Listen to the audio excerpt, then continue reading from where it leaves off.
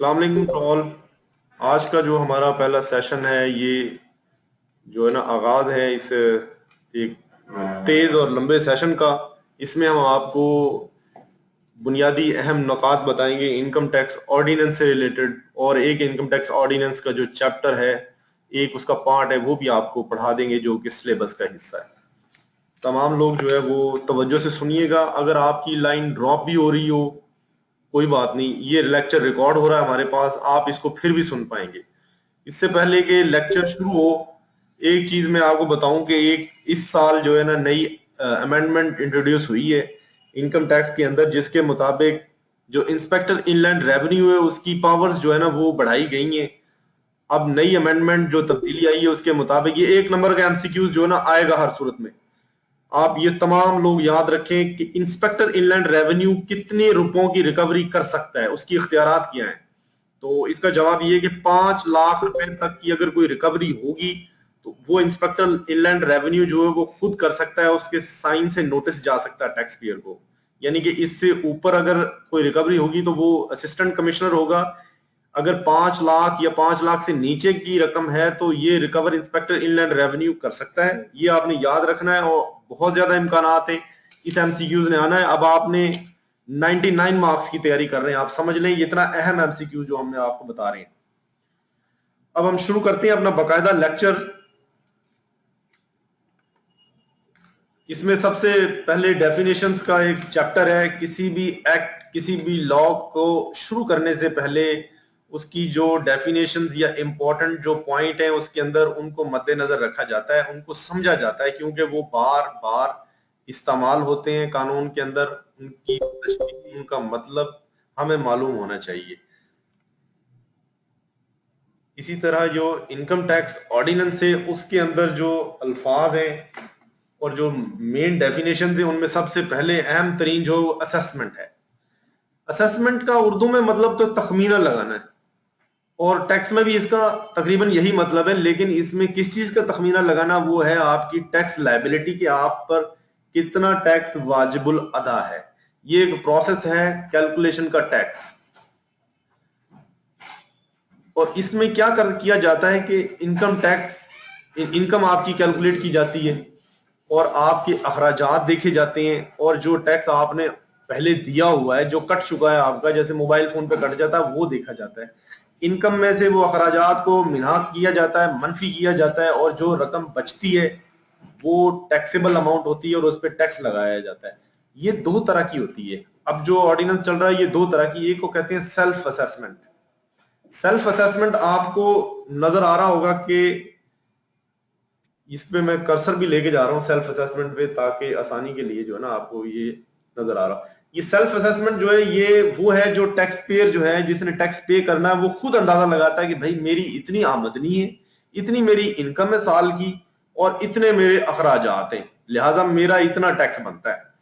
ये आजकल यही जो असेसमेंट का तरीकाकार है, यही राइज है कि पाकिस्तान भर में जितने भी टैक्स पेयर्स हैं वो अपनी इनकम का और उन्होंने जितना टैक्स देना उसका वो खुद फैसला करते हैं और वो टैक्स अदा करते हैं। इसके अलावा एक है प्रोविजनल असेसमेंट, रीअसेसमेंट और अमेंडेड असेसमेंट। ये जो असेसमेंट है ये जब होती है जब आप अपनी असेसमेंट खुद करके एफबीआर को ना बताएं या आप गलत असेसमेंट कर दें। जब आप खुद असेसमेंट नहीं करते, अपना गोशवारा जमा नहीं कराते, एफबीआर को नहीं बताते कि कितना टैक्स आप पे बनता है, कितनी इनकम पे, तो एफबीआर आपके खिलाफ जो है ना वो प्रोविजनल असेसमेंट करता है। ये नीचे प्रोविजनल का लफ्ज आप देख रहे हैं। इसका मतलब है कि वो एफबीआर के जो ऑफिसर्स हैं, टैक्स कलेक्टर्स हैं, वो अंदाजा लगाते हैं कि आपकी कितनी आमदनी है और इस पे कितना टैक्स होना चाहिए। और अगर आपने गलत असेसमेंट कर दिए तो उसको एफबीआर के जो टैक्स कलेक्टर्स हैं उनके पास ये इख्तियार होता है कि आपकी टैक्स असेसमेंट चेंज करें और उसके ऊपर जितनी इनकम चेंज करें और जितना उस पर वाजिबुल अदा टैक्स है वो उसका खुद फैसला करें। 2 तरह की असेसमेंट हो गई है। अब एक सेल्फ असेसमेंट जिसमें आपने खुद अंदाजा लगाना कि मेरी इतनी इनकम है साल भर की और इतना इस पर टैक्स है, ये लो मेरा गोशवारा। और दूसरी असेसमेंट वो है जो टैक्स डिपार्टमेंट के लोग करते हैं। 2 किस्म की असेसमेंट है, ज़हन नशीं रखना, आम सी बात है, इसमें कोई उलझन नहीं। अगर किसी को हो आप पूछ सकेंगे अभी लेक्चर के एंड पे। नोट करते जाएं, कागज पेंसिल एक पकड़ के, पॉइंट जो समझ ना आ रहा हो उसको नोट कर लें, ताकि अगर जब सवालात शुरू हो तो आपके जहन से वो निकल ना जाए, आप पूछ ही लें आज। अब एक होता है असेसमेंट ईयर, यानी तखमीने का साल। ये जो है ना, अब असेसमेंट हर महीने बाद नहीं की जाती, ये 12 महीने का पीरियड होता है असेसमेंट का, जो 1 जुलाई से आमतौर पे शुरू होता है, 30 जून को खत्म होता है। और क्योंकि असेसमेंट साल में एक मरतबा की जाती है बस, ये इनकम टैक्स में असेसमेंट 1 साल बाद होती है, गोशवारे 1 साल बाद जमा करानी होती है। 1 साल बाद आप एफबीआर को बताते हैं मेरी इतनी इनकम है और इस पे इतने टैक्स लगता है और इतना मैं दे रहा हूं। ठीक होगा जी, ये उम्मीद है सबको समझ आ गया होगा ये पॉइंट। इसके बाद एक है एसोसिएशन ऑफ पर्संस, बहुत सारे लोगों को इसका पता होगा, ये एओपी इसे आम जुबान में कहते हैं एब्रीविएशन करके। ये भी आपको पता होना चाहिए कि एओपी क्या होती है। इसमें एक फर्म जो है वो एक या दो या दो से ज्यादा लोग जब कोई कारोबार करते हैं मिलके, तो वो एओपी होती है, यानी कि वो एसोसिएशन बन जाती है पर्संस की। इसकी किस्में है, या तो वो फर्म जो है रजिस्टर्ड हो, जैसे कि यहाँ पे एक रजिस्टर्ड फर्म का ये देख सकते हैं आप, ये या अनडिवाइडेड फैमिली हो, या आर्टिफिशियल जुरिडिकल पर्सन हो। जो कि आर्टिफिशियल पर्सन ये होता है कि जो लीगल फिक्शन में बनाया जाता है, हकीकत में नहीं होता वो, लेकिन लॉफुली वो एक पर्सन होता है जिसे हम ट्रीट करते हैं। लेकिन एक कंपनी जो है ना, वो एओपी की डेफिनेशन में शामिल नहीं है। बहुत सारे लोगों को तो पता होगा, लेकिन जिनको नहीं पता वो याद रखें, एओपी और कंपनी अलग अलग चीजें।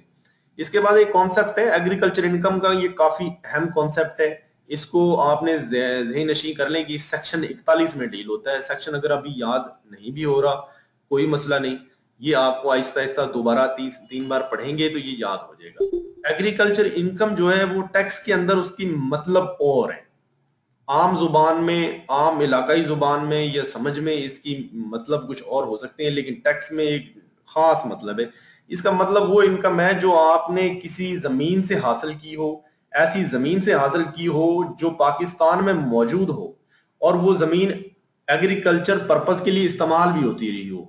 ठीक है ना, ये अब आपने इसकी शर्त देख ली कि ये वो इनकम है जो लैंड से हासिल होती है, और वो लैंड जो पाकिस्तान में मौजूद है, यानी कि पाकिस्तानी जमीन से आमदनी हो, और वो जो लैंड है वो भी एग्रीकल्चर के पर्पस के लिए इस्तेमाल कर रहे हो आप, खेती बाड़ी के लिए, जिसे हम एग्रीकल्चर पर्पस कहते हैं।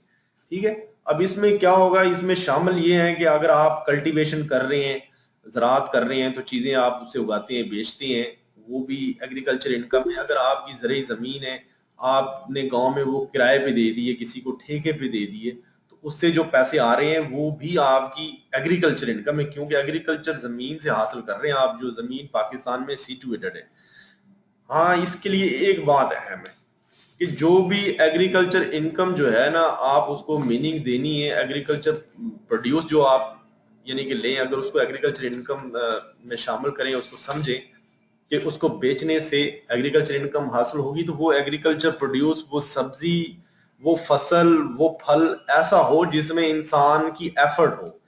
मिसाल के तौर पे, अगर किसी के खेत में कोई चीज लगी हुई है, दरख्त उगाया है, लेकिन उस इंसान का उसको उगाने में कोई किरदार नहीं है, वो खुद बीज उगा, किसी परिंदे ने फेंका बीज, वहां पे बीज उगा, उसमें दरख्त आ गया, वो दरख्त आपने बेच दिया, तो वो आपकी एग्रीकल्चर इनकम नहीं है।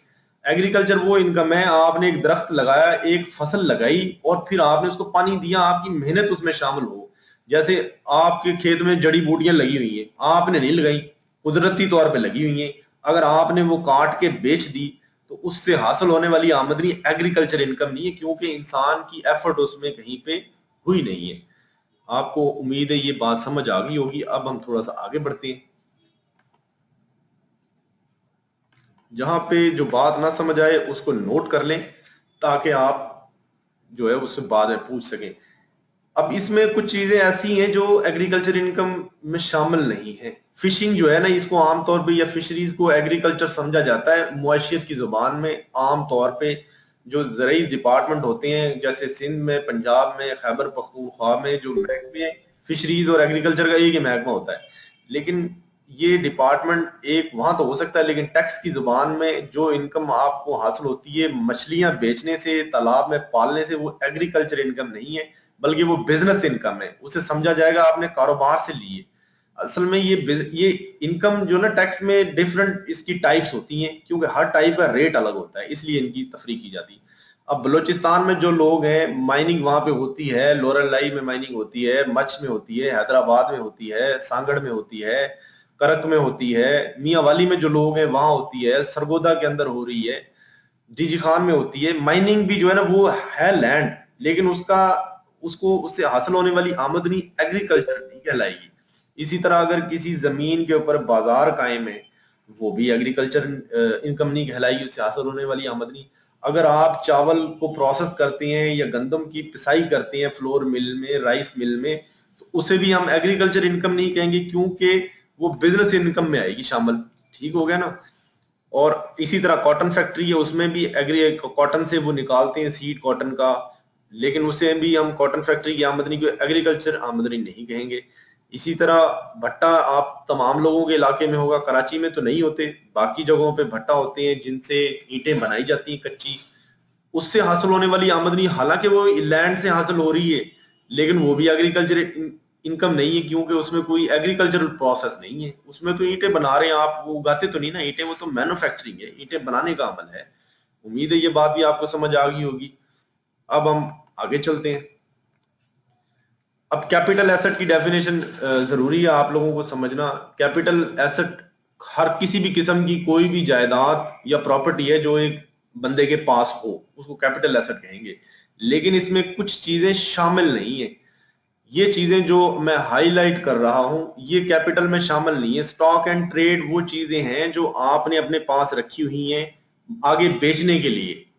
आगे बेचनी आपने, आप शॉपकीपर हैं, आप दुकान में सौदा लेके आए, आपने साबुन लिया, शैम्पू लिया, वो स्टॉक इन ट्रेड है, वो तो आपने बेच देना, वो आपका कैपिटल एसेट नहीं है। हाँ अलबत्ता आपकी शॉप में पड़ा हुआ जो फ्रिज है ना, वो आपने बेचना नहीं, वो आपका कैपिटल एसेट है। तो कोई भी प्रॉपर्टी अगर आपके पास है जो स्टॉक इन ट्रेड या रॉ मटेरियल या कंज्यूमेबल स्टोर्स नहीं है, तो वो आपका कैपिटल एसेट है। रॉ मटेरियल क्या होता है जी, आप कपड़ा लेते हैं जिससे आप सिलाई करके आगे रेडीमेड कपड़े बना लेते हैं, या धागे से कपड़े बना लेते हैं, धागा आपका रॉ मटेरियल है। या कोई और कंज्यूमेबल स्टोर्स वो होते हैं जो किसी और चीज की बनाने में इस्तेमाल होते हैं, जैसे किसी फैक्ट्री की, मेडिसिन की फैक्ट्री में कोई केमिकल हो सकता है, वो कंज्यूम हो रहा है किसी गोली को बनाने के लिए, तो ये कैपिटल एसेट नहीं होगा। कैपिटल एसेट सिर्फ वो है जो स्टॉक इन ट्रेड नहीं है, रॉ मटेरियल नहीं है, कंज्यूमेबल नहीं है, और कोई भी प्रॉपर्टी है। और इसके अलावा जो है कैपिटल एसेट की एक निशानी ये भी है कि वो आम तौर पे जो ना मुकम्मल तैयार शुदा होता है। लेकिन फिर भी आप ये देख लें कि स्टॉक इन ट्रेड नहीं होगा, बेचने के लिए नहीं होता वो रोज रोज, रॉ मटेरियल नहीं होता वो, बस ये कि अगर आपने वो चीज ली तो उसको आप कभी कभी बेचते हैं, अगर आप फ्रिज खराब हो गया तो बेच दिया, नया ले लिया। जो लोग आ रहे हैं जा रहे हैं, आप बेफिक्र रहें। आप इसको अगर इंटरनेट कनेक्टिविटी की वजह से किसी को कोई मसला कहीं भी हो रहा है तो आप इस लेक्चर को हूबहू ऐसे सुन पाएंगे रिकॉर्डेड फॉर्मेट में। अब एक फाइलर है, अल्फाबेटिकली हम चल रहे हैं डेफिनेशंस को लेके। फाइलर क्या होता है, बड़ा आप चर्चा सुनते होंगे फाइलर क्या होता है। फाइलर वो होता है जो अपने गोशवारे जमा करा दे। एफबीआर ने एक लिस्ट बनाई हुई है जिसको कहते हैं एक्टिव टैक्स पेयर लिस्ट। ये एफबीआर की वेबसाइट पे भी पड़ी हुई है। इस लिस्ट में जिसका नाम है वो फाइलर है। ये एमसीक्यूज का सवाल है, ये एमसीक्यूज में बड़ा इम्कान है इसका आने का। फाइलर कौन है? फाइलर वो है जो एक्टिव टैक्स पेयर लिस्ट में है, और ये लिस्ट हर 15 दिन बाद अपडेट की जाती है। हर 15 दिन बाद इसको अपडेट करते हैं। और फाइलर क्यों, यानी कि एक लफ्ज अभी ताजा ताजा जो है ना डिस्कस हो रहा है 2-3 सालों से, इसलिए डिस्कस हो रहा है कि फाइलर के ऊपर टैक्स और है, नॉन फाइलर के ऊपर और है। मिसाल के तौर पे अगर आपके पास गाड़ी है, आप उसको करोला गाड़ी को टोकन लगवाने जाते हैं, तो अगर आप फाइलर हैं, आपका नाम एफबीआर की लिस्ट में है, हो सकता है आपसे फिर वो 4000 लेंगे। अगर आपका एफबीआर की लिस्ट में नाम नहीं है तो वो आपसे 6000 लेंगे, क्योंकि आप नॉन फाइलर है। तो फाइलर और नॉन फाइलर की तफरीक जो है ना वो अब शुरू हुई है 2-3 सालों से, जब से टैक्स के रेट कम या ज्यादा हुए। अब ये इतना अहम नहीं है, लेकिन आपके जहन में होना चाहिए। ये कीबोर्ड जो है ना, ये कराची इंटरबैंक ऑफर्ड रेट है, ये एक इंटरेस्ट रेट की टाइप है। बस इसको इतना ही समझ लें कि ये कराची इंटरबैंक ऑफर्ड रेट की एक शक्ल है, या एब्रीवेशन है एक इंटरेस्ट रेट की। अब ये पाकिस्तान सोर्स इनकम, ये भी एक डेफिनेशन है, एक टर्म है जो यूज होती है बार बार। ये वो इनकम है जो पाकिस्तान में हासिल की जाती है, पाकिस्तान में अर्न की जाती है, यानी कि आपने तनख्वाह ली कहीं से भी, वो पाकिस्तान में आपने ली तो वो आपकी यानी कि तनख्वाह है, वो आपकी पाकिस्तान सोर्स इनकम है। आपने कारोबार किया, कोयटा के अंदर कोई कारोबार किया, उससे जो आमदनी आ रही वो पाकिस्तान सोर्स इनकम है, क्योंकि आपने पाकिस्तान में ली है। आपने हैदराबाद में किसी प्राइवेट स्कूल में टीचिंग की है और वहां से आपको सैलरी मिली है, वो भी पाकिस्तान सोर्स इनकम है, क्योंकि वो पाकिस्तान की टेरिटरी में रिसीव हो रही है। इसके अलावा कुछ ऐसी इनकम भी हैं जो पाकिस्तानी सोर्स इनकम है, लेकिन वो रिसीव पाकिस्तान में नहीं होती। जैसे पाकिस्तान के जो डिप्लोमेट्स हैं, हमारे जो सफीर हैं, वो तनख्वाह तो अमेरिका में लेते हैं या इंग्लैंड में जहां उनके पोस्टिंग है, लेकिन उनको हम पाकिस्तानी सोर्स इनकम कहते हैं, क्योंकि दे तो पाकिस्तानी हुकूमत रही है ना उन्हें।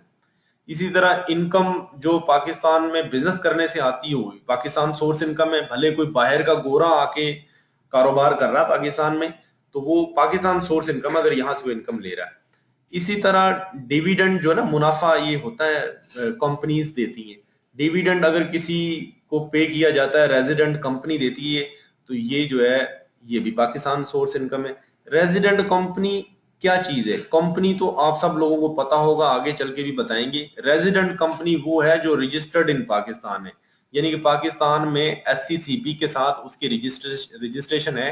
एससीसीपी कहते हैं securities and exchange commission of Pakistan. इसी तरह पांचवा एक लास्ट पॉइंट ये है कि प्रॉफिट ऑन डेट। अगर पाकिस्तानी ने किसी को दिया है, पाकिस्तानी ने एक बाहर के मुल्क से कर्जा लिया है, एक इंग्लैंड के फर्द से कर्जा ले लेते हैं, अभी शंकर लाल साहब हमारे साथ हैं, ये इंग्लैंड के किसी रॉबर्ट जॉन से कर्जा ले लेते हैं, और रॉबर्ट जॉन इनसे उस पर सूद लेता है, इंटरेस्ट लेता है, तो वो इंटरेस्ट क्योंकि ये शंकर लाल साहब अदा कर रहे हैं, इसलिए ये पाकिस्तानी सोर्स इनकम होगी उस गोरे की। और अगर वो ये टैक्सेबल लिमिट्स में चली जाती है तो गोरे को टैक्स देना पड़ेगा हमारे मुल्क में भी। उम्मीद है ये बात आपको समझ लगी होगी। आगे चलते हैं थोड़ा। अब पर्सन की डेफिनेशन क्या है? पर्सन के खास मीनिंग है। आम अंग्रेजी में तो पर्सन के मीनिंग है इंसान, बंदा, लेकिन टैक्स के अंदर कोई भी फर्द, कोई कंपनी, कोई भी एसोसिएशन ऑफ पर्सन, या हुकूमत पाकिस्तान, या कोई सूबाई हुकूमत, या कोई बैनुल अक़वामी जो है पब्लिक ऑर्गेनाइजेशन जैसे यूनाइटेड नेशन, ये सब पर्सन है। ये भी आपको पता होना चाहिए, रिपीट करेंगे ना आपको मजीद ये याद रहेगा। प्रॉफिट एंड डेट आप पूछ रहे हैं तो इंशाल्लाह लेक्चर के एंड में बताएंगे। प्रॉफिट एंड डेट में थोड़ा सा भी बता दूं, प्रॉफिट एंड डेट होता है कर्ज पे सूद। जो आप बैंक से लोन लेते हैं तो उस पर आपको सूद अदा करना पड़ता है, ये प्रॉफिट एंड डेट है। ठीक है, ये वैसा मतलब ये प्रॉफिट एंड डेट है। अब आगे चलते हैं जी। पब्लिक कंपनी क्या होती है? ये वो कंपनी होती है, कंपनी की डेफिनेशन है, आम मतलब इसके और भी हो सकते हैं, लेकिन टैक्स में खास इसके मतलब ये हैं। ये चंद्र कुमार ने हमें ज्वाइन किया है और ये हमारे जो है ना वो नहीं है इस ग्रुप में, तो मैं इनको डिलीट कर रहा हूँ। अपने असल नाम के साथ जो है ना आप ज्वाइन करें बराए मेहरबानी। Sorry sir. Sir hello. जी जी। ये सर ये मैं हूँ, एक्चुअली मैं लैपटॉप पे चला रहा था तो आईडी भाई के नाम से बनी हुई है। मैं शंकर लाल हूँ, अच्छा क्योंकि मोबाइल में मेरी आवाज सही नहीं आ रही है। अच्छा, चलें ठीक हो गए। हाँ, तो मैं इससे इसी लैपटॉप से कनेक्ट कर रहा हूँ। चलो ठीक ठीक, है सर। ठीक हो। ठीक है। पब्लिक कंपनी वो कंपनी है जिसके 50% शेयर जो है, उसकी 50% मलकियत जो है वो या तो हुकूमत पाकिस्तान के पास हो, या किसी फॉरेन गवर्नमेंट के पास हो, या वो कंपनी किसी बाहर की हुकूमत की हो, उसे कहते हैं पब्लिक कंपनी। या उस कंपनी के शेयर जो है ना वो स्टॉक एक्सचेंज में ट्रेड होते हो, बिकते हो। जिस कंपनी का आप शेयर खरीद सकते हैं, आप डीमेट का खरीद सकते हैं, आप नेस्ले का खरीद सकते हैं, पेप्सी का खरीद सकते हैं, ये सारी पब्लिक कंपनीज है। या जैसे कोई कंपनीज हैं जिनके जैसे रेलवेज की कंपनीज हैं, पंजाब हुकूमत की कंपनीज है इतनी सारी। ठीक है, पंजाब हुकूमत की 200 के करीब कंपनीज है रजिस्टर्ड, इनके 50% से क्या है 100% के करीब शेयर पंजाब हुकूमत के पास होते हैं। जैसे कायदे सोलर पावर जो ना कंपनी है भावलपुर के अंदर, ये पंजाब गवर्नमेंट की कंपनी है, इसके 50% से ज्यादा शेयर पंजाब हुकूमत के पास हैं, इसलिए ये पब्लिक कंपनी है। इसी तरह को फॉरेन गवर्नमेंट की अगर कंपनीज यहाँ पे काम कर रही हैं तो वो भी पब्लिक कंपनीज या कंपनीज जिनके शेयर स्टॉक एक्सचेंज में बिकते हैं। प्राइवेट कंपनी वो कंपनी होती है जो पब्लिक कंपनी ना हो, यानी कि जिसके शेयर ना बिकते हों या जो जिसकी 50% से ज्यादा मलकियत गवर्नमेंट के पास ना हो। इसकी मिसालें जैसे शंकर जो है वो एक कंपनी बना लेते हैं तो शंकर लाल एंड कंपनी वो बना सकते हैं, वो प्राइवेट कंपनी होगी। जैसे प्रॉपर्टी डेवलपर्स हैं, एक मशहूर प्रॉपर्टी डेवलपर्स हैं अर्बन डेवलपर्स प्राइवेट लिमिटेड, ये एक प्राइवेट कंपनी है, एक प्राइवेट लोगों की होती है। अब इसी तरह रेजिडेंट पर्सन है, ये एक डेफिनेशन है, ये सिर्फ टैक्स के लिए इस्तेमाल होती है, आम इस्तेलाह में लोग इसे इस्तेमाल नहीं करते। इसका ताल्लुक आपकी नेशनैलिटी के साथ नहीं होता, जैसा कि आपको शायद इसका मतलब, इसका वर्ड को देखते हुए महसूस हो रहा हो कि जो बंदा रहता हो रेजिडेंट पर्सन वो है। इसका नेशनैलिटी के साथ ताल्लुक नहीं है।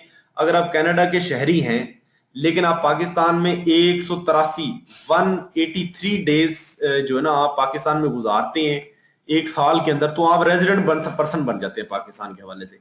और एक रेजिडेंट पर्सन को गोशवारा जमा कराना पड़ता है, अपने साल का इनकम बतानी पड़ती है, उस पर टैक्स भी देना पड़ता है। और आप पाकिस्तानी शख्स हैं लेकिन आप 200 दिन अमेरिका में रहते हैं एक साल के अंदर, तो आप नॉन रेजिडेंट बन जाते हैं, आपको टैक्स गोशवारा जमा कराना आप पे जरूरी नहीं। सिर्फ ये टैक्स के पर्सपेक्टिव से डेफिनेशन है। लेकिन इसमें एक चीज है कि पाकिस्तान के डिप्लोमेट्स जो है ना वो बाहर के ममालिक में रहते हैं, यानी कि वो पाकिस्तान में तो टाइम ही नहीं गुजारते लेकिन वो फिर भी रेजिडेंट है।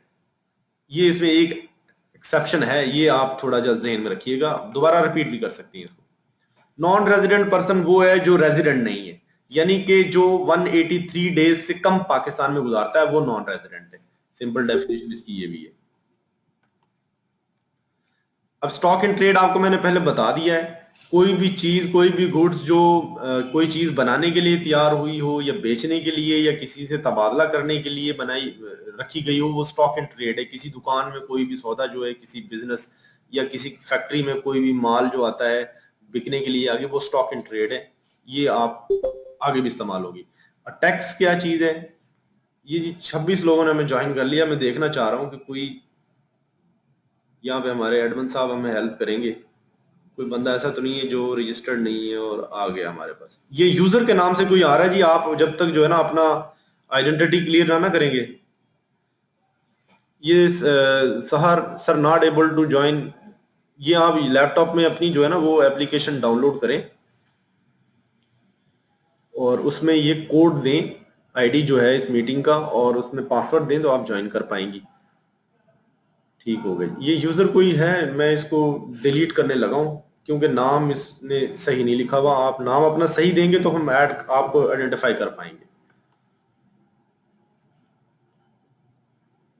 इट आल्सो मींस, हाँ जी, ये टैक्स जो है ना ये है जो भी इम्पोज किया जाता है इनकम टैक्स ऑर्डिनेंस के तहत। इनकम टैक्स ऑर्डिनेंस 2001, ये मैंने आईटीओ लिख दी है इसकी एब्रीविएशन। आप ये रखिएगा कि जब भी आईटीओ का लफ्ज इस्तेमाल होगा इससे इनकम टैक्स ऑर्डिनेंस मतलूब है, या इसका मतलब यही होगा। इनकम टैक्स ऑर्डिनेंस के तहत जो भी टैक्स लगेगा ना वो टैक्स है, ठीक है। इसमें पेनल्टियां भी शामिल हैं जो इनकम टैक्स ऑर्डिनेंस के तहत लगती हैं, इसमें डिफॉल्ट सरचार्ज भी शामिल है, इसमें कोई और अमाउंट जो वाजिबुल अदा हो इनकम टैक्स ऑर्डिनेंस के तहत उसको भी हम टैक्स कहेंगे। अब दिलचस्पी की बात ये बता दूं कि इस तारीफ के मुताबिक कोई टैक्स और भी किसी भी किस्म का वो टैक्स नहीं है। इस तारीख के मुताबिक सेल टैक्स एक टैक्स नहीं है। इस तारीख के मुताबिक सिर्फ वो टैक्स ही टैक्स है जो इनकम टैक्स ऑर्डिनेंस के तहत होता है। ये भी आप रखिएगा, थोड़ी सी बारीक बात है, अगर ना समझ लगे तो आप पूछ सकते हैं। अब एक कॉन्सेप्ट है टोटल इनकम का। टोटल इनकम क्या होती है, कुल आमदनी क्या होती है। आमदनी के हैं 5 हेड जिनमें आमदनी आपके पास आती है। किसी भी शख्स की आमदनी जो है वो हजारों किस्म की हो सकती है, लेकिन टैक्स के पर्पज से उसको 5 हेड्स में आप रख सकते हैं, यानी कि वो 5 हेड में जो आ सकती है। ये यूजर ने कहा है कि आपने मुझे क्यों डिस्कनेक्ट कर रहे हैं, एडमिन साहब इनको करें। तो टैक्स की आमदनी जो होगी आप उसको, यानी कि जो आपकी टोटल आमदनी है उसको आप 5 हेड्स में तकसीम कर सकती हैं। सबसे पहला हेड है सैलरी। ये बहुत अहम है, ये आप एक दफा इसको ना देख लें तसल्ली से। सैलरी, अगर आपने कोई आमदनी ली है या तो वो सैलरी होगी, या वो बिजनेस की इनकम होगी, या इनकम फ्रॉम प्रॉपर्टी होगी, या फिर इनकम फ्रॉम कैपिटल गेन्स होगी, या इनकम फ्रॉम अदर सोर्सेज होगी, और उसे कुछ नहीं कह सकते। इन 5 चीजों के अलावा उसे कुछ नहीं कहेंगे। कोई भी आपने आमदनी हासिल की है वो ये 5 चीजें होंगी, और इन जब 5 की 5 आमदनियों को मिला दें, इन सबको हम जमा कर दें आपस में, तो वो आपकी टोटल इनकम बन जाएगी। टोटल इनकम, थोड़ा सा फर्क होता है, एक होती है टैक्सेबल इनकम, एक होती है टोटल इनकम। इनमें थोड़ा सा फर्क रखना है। टोटल इनकम वो है आपकी जो 5 हेड्स की आमदनियों को जमा कर दें तो वो आपकी टोटल इनकम है। आगे हम चलते हैं, आगे आपको बताएंगे कि टैक्सेबल इनकम क्या होती है। टैक्सेबल इनकम होती है कि आपकी जो टोटल इनकम है ना, जो पिछले 5 हेड्स हमने डिस्कस किए हैं,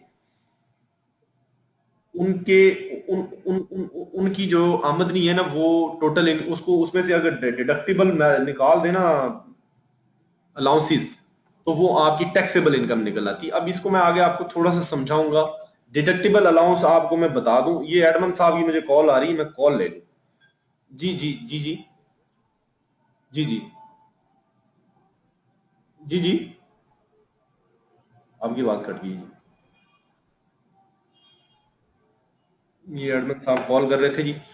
टैक्सेबल इनकम जो है वो होती है टोटल इनकम, जैसे हमने पिछली स्लाइड पे देखा था। मैं आपको पिछली स्लाइड दोबारा दिखा रहा हूं। ये इसमें 5 हेड दें, इसके अंडर जो है ना वो टोटल इनकम है। इन इनकम को जमा करें तो वो टोटल इनकम है। और इस टोटल इनकम में ये 5 हेड्स की जो इनकम है, इसमें से अगर डिडक्टिबल अलाउंसेस निकाल दें तो वो आपकी टैक्सेबल इनकम है।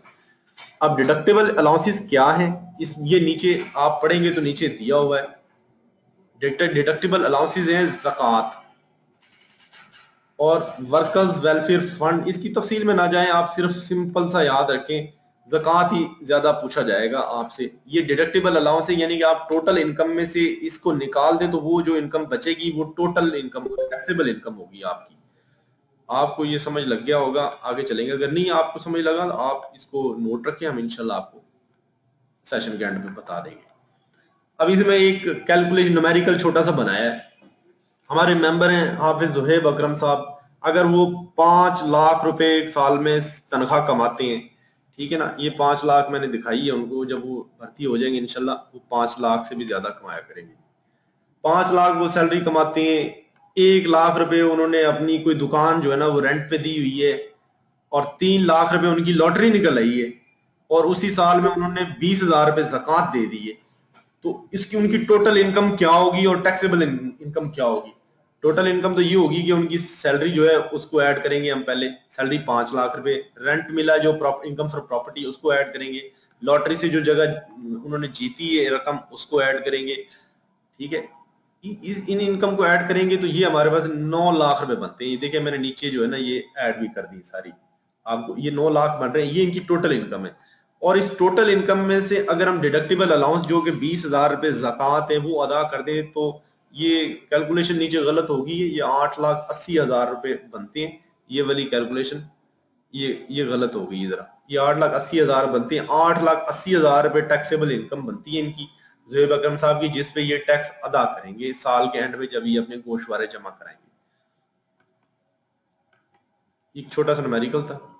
अब आगे तारीफ है टैक्स पेयर क्या होता है।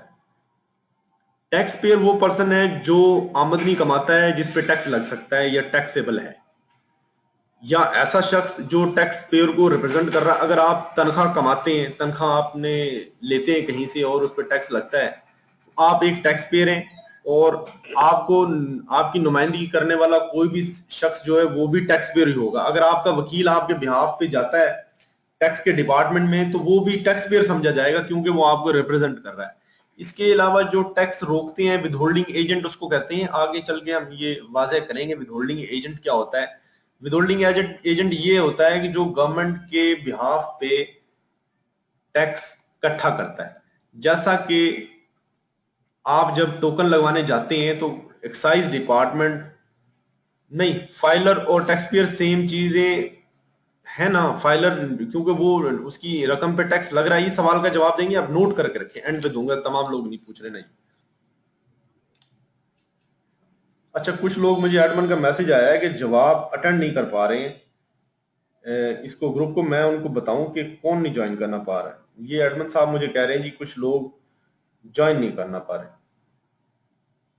लॉगिन इशू ये क्या है यार, मेरे पास इधर 26 तो इस एक साइड पे है, 42 एक साइड पे है यार। ये ज्वाइन तो किया हुआ लोगों ने। अच्छा जी, जो लोग अगर नहीं ना ज्वाइन कर पा रहे, ये रिकॉर्डिंग इसकी हो रही है वैसे, हमने सारा प्रोसीजर जो है उम्मीद है पहले बता दिया होगा आपको। अगर आपको मुश्किल पेश आ रही है तो आप रिकॉर्डेड वर्जन सुने, और इसको एक दिन लगता है आप इसको समझने में, इस सॉफ्टवेयर को, कोई बात नहीं, इसका भी हल निकल आएगा। अब मैं टैक्स पेयर बता रहा था, माफ कीजिएगा आपकी तवज्जो डिस्टर्ब कर दी। टैक्स पेयर वो बंदा है जिसकी आमदनी पे टैक्स लगता है, और अगर उस बंदे को कोई रिप्रेजेंट करने वाला बंदा है तो वो भी टैक्स पेयर होगा कानून की नजर में। अगर विदहोल्डिंग एजेंट है तो वो भी टैक्स पेयर है। विदहोल्डिंग एजेंट ये है कि आप गाड़ी का टोकन लगवाने जाते हैं तो एक्साइज डिपार्टमेंट आपसे इनकम टैक्स विदहोल्ड कर लेता है, या वापडा जो है वो गवर्नमेंट ऑफ पाकिस्तान FBR के बिहाफ पे बिजली पे टैक्स ले लेता है। इसी तरह इंपोर्ट जब आप करते हैं, कुछ चीजें मंगवाते हैं कस्टम वाले ड्राई पोर्ट पे या आपसे सी पोर्ट के ऊपर कराची पे, वो सेल टैक्स भी ले लेते हैं, इनकम टैक्स भी ले लेते हैं, और अपना कस्टम टैक्स भी ले लेते हैं। तो वो FBR के बिहाफ पे टैक्स विदहोल्ड कर रहे हैं, लिहाजा वो भी विदहोल्डिंग एजेंट है और वो भी टैक्स पेयर है। इसके अलावा जो भी शख्स जिस पर ये लाजिम है कि उसने गोशवारा अपना साल के एंड पे जमा कराना है, वो भी टैक्स पेयर है हमारे लिए, इस डेफिनेशन के पर्सपेक्टिव से। अब एग्जांपल मैं कुछ दे रहा हूं टैक्स पेयर की, आपको अगर लगे कि इसमें से आपकी चीज को क्लियर नहीं हो रही तो आप इसको नोट कर लीजिएगा। पेंसिल और कागज रखेंगे ना तो हमेशा आपके लिए आसानी रहेगी, आप चीजें जो है ना वो नोट कर सकेंगे। कोई भी शख्स जो 4 लाख से ज्यादा की आमदनी कमा रहा है उसे गोशवारा जमा कराना पड़ेगा। जिसको गोशवारा जमा कराना पड़ेगा वो टैक्स पेयर है, आप सबसे पहले ये देख रहे होंगे। ठीक है जी। कोई भी ऐसा शख्स जो 2 लाख रुपए किराया लेता है, उसने अपनी किराए पे जगह दी हुई है, कोई घर दिया हुआ है, कोई शॉप दी हुई है, और 2 लाख रुपए सालाना उसका किराया बन जाता है, तो उससे भी गोशवारे जमा कराने पड़ेंगे टैक्स के। तो वो भी जो है अपना टैक्स पेयर है, उसको भी क्योंकि रिटर्न जमा कराना पड़ा है। कंपनी कोई भी है, चाहे वो लॉस में जा रही है, उसकी 1 रुपए भी आमदनी नहीं है, वो टैक्स पेयर है हर सूरत में। इसी तरह कोई भी नॉन प्रॉफिट ऑर्गेनाइजेशन, वो भी एक टैक्स पेयर है। इसी तरह कोई भी इंसान, कोई भी बंदा जिसकी 500 यार्ड्स की या इससे ज्यादा की जमीन है, ये मेरा ख्याल है कोई 5 मरले बनती है शायद 500 यार्ड्स, तो वो भी टैक्स पेयर है। इसी तरह किसी बंदे का फ्लैट है जिसका कवर्ड एरिया 2000 स्क्वायर फीट है किसी भी शहर में किसी भी जगह पे, वो भी टैक्स पेयर है क्योंकि उसे भी गोशवारा लाजमी जमा कराना है। इसी तरह कोई भी शख्स अगर एनटीएन होल्डर है, यानी कि नेशनल टैक्स नंबर उसके पास है, इसका भी हम एब्रीविएशन बताएंगे, इसको भी याद रखें कि नेशनल टैक्स नंबर जो है ये एनटीएन होता है, ये आपका टैक्स नंबर होता है। आजकल ये आपका CNIC जो है आपका शनाख्ती कार्ड नंबर है, इसको एनटीएन कहते हैं। अभी एनपीओ से रिलेटेड एक सवाल ने पूछा है, इसको कहते हैं non profit organisation. NPO non profit organisation होती है। अब जी आगे हम चलते हैं आहिस्ता आहिस्ता। इसी तरह किसी पर्सन के पास अगर गाड़ी है कल्टस से बड़ी, यानी कि 1000 सीसी से ज्यादा की गाड़ी है, तो वो भी टैक्स पेयर है, उसने भी गोशवारा जमा कराना है। और अगर किसी बंदे के पास बिजली का कनेक्शन है या कमर्शियल या इंडस्ट्रियल जिसका बिल सालाना 5000 से ज्यादा 5 लाख से ज्यादा होता है, तो वो भी टैक्स पेयर है, उस पर भी गोशवारे जमा कराना लाजिम होता है।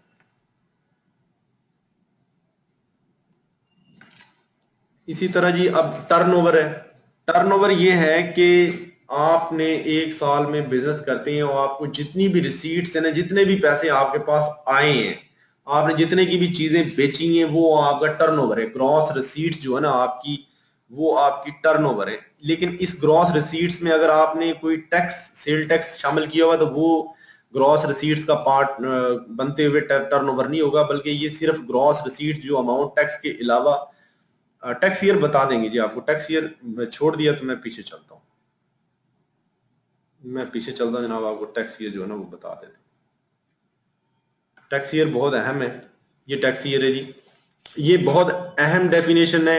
इससे रिलेटेड जो है एमसीक्यूज आ सकता है, बहुत ज्यादा इम्कान आते हैं, 80% इम्कान है कि इस चीज से रिलेटेड एमसीक्यूज आएगा। टैक्स ईयर क्या होता है? ये 12 महीने का पीरियड होता है, और ये 2 तरह के टैक्स ईयर होते हैं बुनियादी तौर पे। इससे ज्यादा भी होते हैं, लेकिन आपकी समझ के लिए दो तरह के। एक टैक्स ईयर को कहते हैं नॉर्मल टैक्स ईयर। ये 12 महीने का पीरियड होता है जो हर साल 1 जुलाई से शुरू होता है और 30 जून पे खत्म होता है। अब जो टैक्स ईयर चल रहा है, हालांकि इस वक्त जो है हमारा टैक्स ईयर 2016 है, यानी कि हमारा वैसे आम ईसवी साल जो है वो चल रहा है 2016, लेकिन टैक्स की जुबान में जो इस वक्त साल चल रहा है इसने 30 जून को खत्म होना है आगे जाके, और ये पिछली 1 जुलाई से शुरू हुआ है। इसको हम टैक्स ईयर 2017 कहते हैं। टैक्स की जुबान में अब जो वक्त है, ये दिसंबर जो चल रहा है, ये इसको दिसंबर को अगर काउंट करेंगे तो ये टैक्स ईयर 2017 का महीना चल रहा है, क्योंकि ये नॉर्मल टैक्स ईयर है। नॉर्मल टैक्स ईयर 12 महीने का पीरियड होता है, कोई भी टैक्स ईयर 12 महीने का पीरियड होता है, और ये नॉर्मल टैक्स ईयर 1 जुलाई से लेकर 30 जून तक होता है, 12 महीने का पीरियड। एक स्पेशल टैक्स ईयर भी होता है, ये बिजनेस जो करते हैं या कंपनीज होती है ना उनके लिए होता है। ये भी 12 महीने का वक्त होता है, लेकिन ये मुख्तलिफ हो सकता है, 1 जुलाई से 30 जून तक नहीं होता, बल्कि ये 1 जनवरी से 31 दिसंबर तक होता है आम कंपनीज के लिए। इस तरह जो चावल का काम करते हैं उनके लिए अलग होता है, जो कपास का काम कर रहे हैं उनके लिए अलग होता है। वो स्पेशल टैक्स ईयर इसलिए कहते हैं कि ये हर बंदे के लिए नहीं होता, ये खास खास जो बिजनेस लोग कर रहे हैं उनके लिए होता है, इसकी कैटेगरी कम होती है। ये दो तरह के टैक्स ईयर है, एक स्पेशल टैक्स ईयर है, ये एक नॉर्मल टैक्स ईयर है। ये आप दोनों ने याद रखनी है। टैक्स ईयर होता 12 महीने का पीरियड ही है, ठीक है, लेकिन स्पेशल टैक्स ईयर और नॉर्मल टैक्स ईयर में फर्क हो सकता है।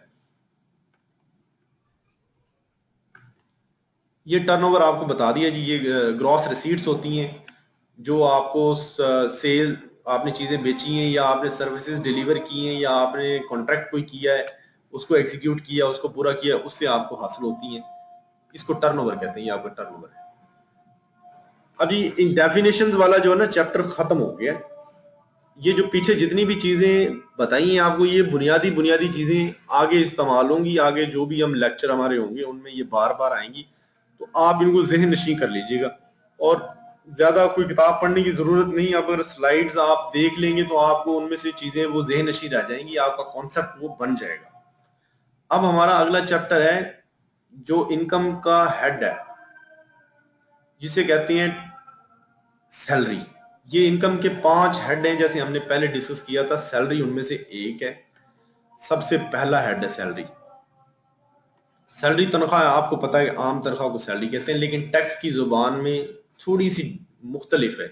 सेक्शन 12 इसको डील करता है सैलरी को, और ये कोई भी अमाउंट है जो आप रोजगार, एम्प्लॉयमेंट से या जहां आपकी जॉब है आप वहां से हासिल करते हैं। जहां पे भी आपकी जॉब है ये वहां से आप हासिल करेंगे, वो अमाउंट एम्प्लॉयमेंट से हासिल की जाने वाली अमाउंट सैलरी कहलाती है।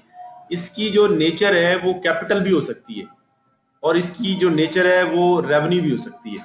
कैपिटल में क्या फर्क है? कैपिटल नेचर की ये है कि अगर वो कैपिटल नेचर की रिसीट्स या अमाउंट वो होती है जो कभी कभी यानी कि आपको मिलती है, हर रोज नहीं मिलती। जैसे तनख्वाह जो है ना वो आपको रेवेन्यू नेचर कहते हैं उसे, वो आपको हर महीने मिल जाती है, हर महीने आपको पैसे मिल जाते हैं। लेकिन कैपिटल नेचर की जो है वो आपको कभी कभी मिलती है। ये एक साहब ने टर्नओवर के बारे में सवाल पूछा है, तो ये काइंडली आप सवाल नोट कर लें अपना, हम आपको एंड पे इसका जवाब दे देंगे। जिसका भी कोई सवाल है वो नोट करके रखें।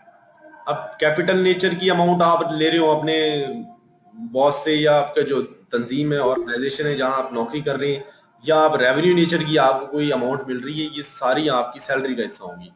सैलरी जो है ना वो टैक्स उस वक्त की जाती है जब ये आपके हाथों में आ जाए, यानी कि आपको, आपसे जनवरी 2017 की सैलरी को हुकूमत आपकी टैक्स नहीं कर सकती, क्योंकि वो अभी आपके हाथ में नहीं है, अभी आपने वो वसूल करनी है। इसका मतलब ये है कि तनख्वाह, सैलरी जब आपको मिल जाती है तो उसी वक्त वो टैक्स होती है। अब इसमें ये है कि आपका एम्प्लॉय होना जरूरी है सैलरी के वसूल के लिए। सैलरी के वसूल के लिए अगर आप किसी फर्म के एम्प्लॉय नहीं है तो आप अगर उससे जो अमाउंट ले रहे हैं तो वो सैलरी में शुमार नहीं हो सकती, आप उसको कोई और मतलब देंगे। और एम्प्लॉयर जो है वो होता है जो किसी बंदे को एंगेज करता है एम्प्लॉयमेंट में। एम्प्लॉय वो होता है जो कहीं रोजगार जॉब करे, कोई भी फर्द जो एम्प्लॉयमेंट में एंगेज हो वो एम्प्लॉय होता है, और एम्प्लॉयर वो होता है जो उसको एम्प्लॉय को एंगेज करता है। ये दोनों जो है अहम चीजें, इन दोनों का जो रिश्ता बनता है तो सैलरी डेफिनेशन पे पूरी उतरती है। अगर आप एक बंदे से तनख्वाह ले रहे हैं लेकिन वो आपका एम्प्लॉयर नहीं है, तो आप जो है उसको सैलरी नहीं कह सकते। ठीक है, एम्प्लॉयमेंट की मुख्तलिफ कैटेगरीज हैं। ये जो चीजें आपके सामने हो रही हैं, इसमें से कोई चीजें आपको समझ लग जाएं, बहुत अच्छी बात है। अगर आप इनको समझ नहीं पा रहे, आपको ये कंफ्यूज कर रही हैं, आप इसमें ना पढ़ें, ये हम फर्दर यानी कि कॉन्सेप्ट क्लियर कर रहे हैं। हो सकता है ये आपको ना भी इनमें से कुछ चीजें आए, लेकिन आपको हल्का फुल्का बता दें। कोई भी ऑफिस जो है ना, वो एम्प्लॉयमेंट की क्या, रोजगार क्या होता है, कोई भी ऑफिस या कोई भी ऐसा काम जिसमें आप एक कंपनी को मैनेज कर रहे हो, या ऐसी पोजीशन जिसमें आपको एक फिक्स या और किस्म का रेम्यूनरेशन मुआवजा मिलता हो, या आप कोई किसी पब्लिक डिपार्टमेंट में खिदमात दे रहे हो अंजाम, सरकारी महकमे में। ठीक है ना, अगर एम्प्लॉय और एम्प्लॉयर का रिलेशन नहीं ना होगा तो सैलरी नहीं हो सकती। अगर आप जिससे पैसे ले रहे हैं वो एम्प्लॉयर नहीं है, तो आप अपने आप को एम्प्लॉय नहीं कह सकते उसका, और ना ही उससे जो अमाउंट मिल रही है आप उसको सैलरी कह सकेंगे। आगे मैं जाके ये डिस्कस कर रहा हूँ। ये भी मुझे एडमिन की कॉल आ रही, काइंडली आज पहला दिन है तो ये बार बार कॉल कर रही है। मैं चाहूंगा कि एक हमारे दूसरे प्रेजेंटर हैं वो आपको बताए दीजिए। जी जी।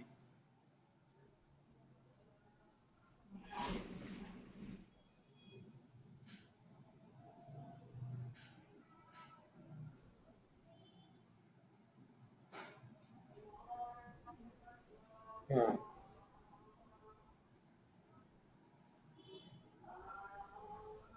सर, हमारे पास 27 लोग इस वक्त ये कैसे हैं 27 लोग ये इस वाले ग्रुप में? मैं करता हूँ सलमान सर, ये तैयारी।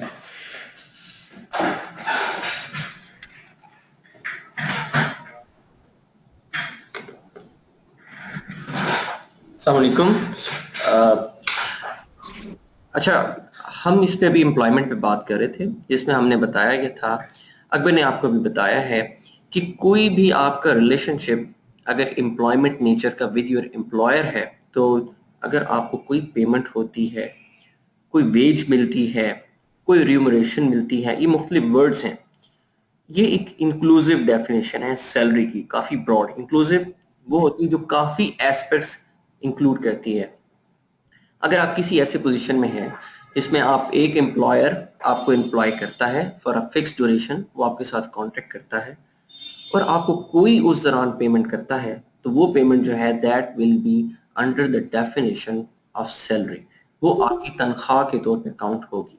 अगर आप कोई पब्लिक ऑफिस होल्डर हैं, जैसे कि I myself I am holding a public office, अगर यहाँ से मुझे किसी किस्म की रिम्यूनरेशन, कोई पेमेंट, कोई वेज, कोई सैलरी मुझे मिलेगी, या कोई भी मुझे पेमेंट होगी किसी भी नेचर की, whether in cash, whether in kind, whether in the form of a perquisite, whether in the form of any facility, that will fall under the head salary.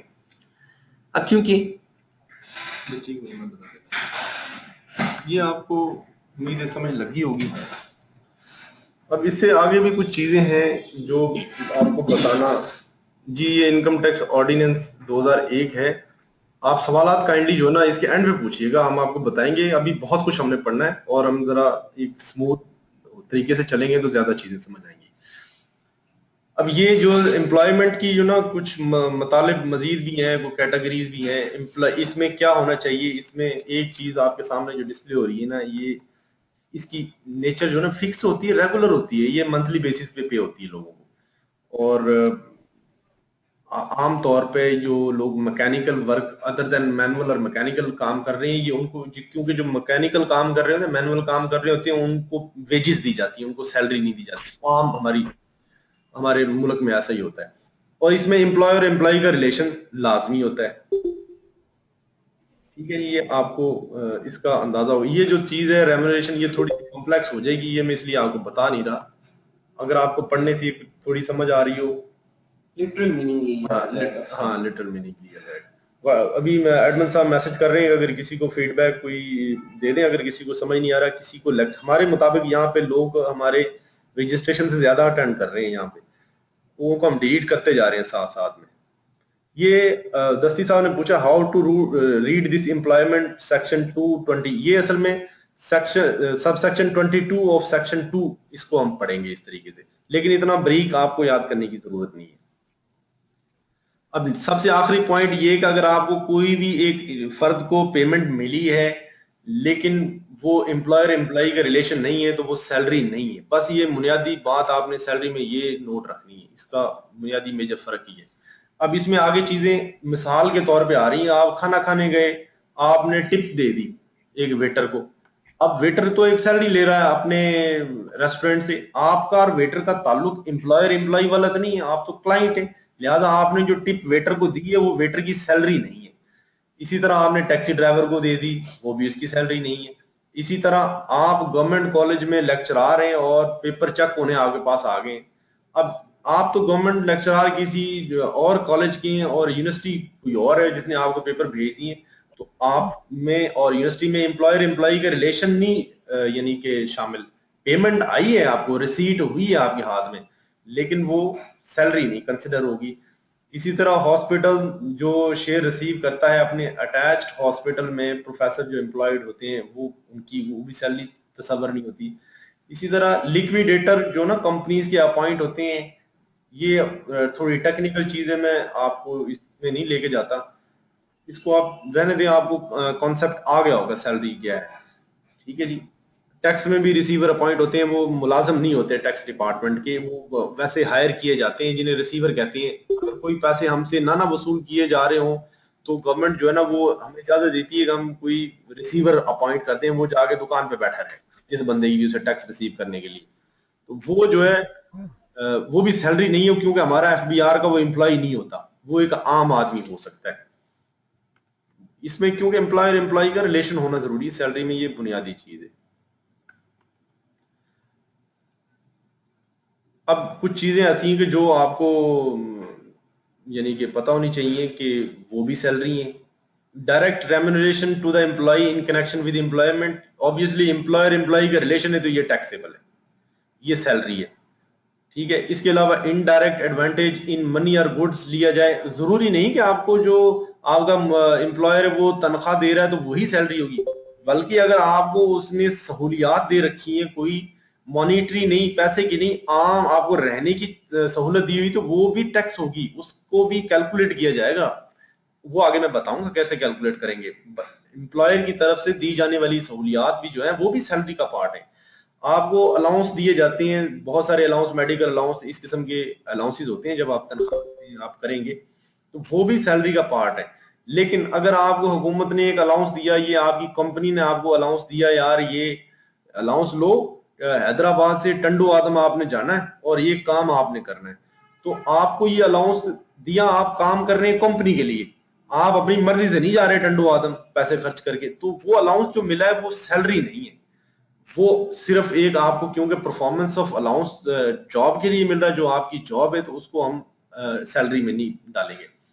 इसी तरह आपने कोई अखराजात कर दिए, आपने जो है अपनी मेडिकल करवाया, आपने हॉस्पिटल में ऑपरेशन करवाया है, ठीक है, वो तो आपका सैलरी में शामिल होगा क्योंकि वो आपकी हुकूमत आपको पे कर रही है। ठीक है।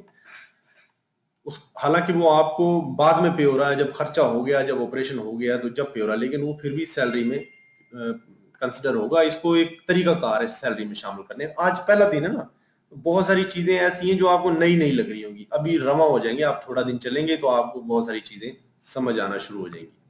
ठीक है। आप सुनते जाए। ये कुछ लोग जो है ना ज्वाइन करें, एडमिन प्लीज इन्हें निकालें जो लोग आए हैं ना, ये पता नहीं कैसे लोग पहुंच गया, कैसे लोगों तक ये आईडी फैल गई, हमारे लोगों ने दिया होगा किसी ने। अभी मैडम से रिक्वेस्ट कर रहा हूं जो हमारे मेंबरान नहीं है उनको निकाल दें। Thank you. आप लोग डिस्टर्ब हो रहे हैं तो अब मजीद चीजें कुछ जो वो सैलरी में शामिल है, हालांकि वो डायरेक्ट तनख्वाह नहीं होती, आम लफ्जों में तनख्वाह नहीं होती, समझ बूझ में तनख्वाह नहीं होती।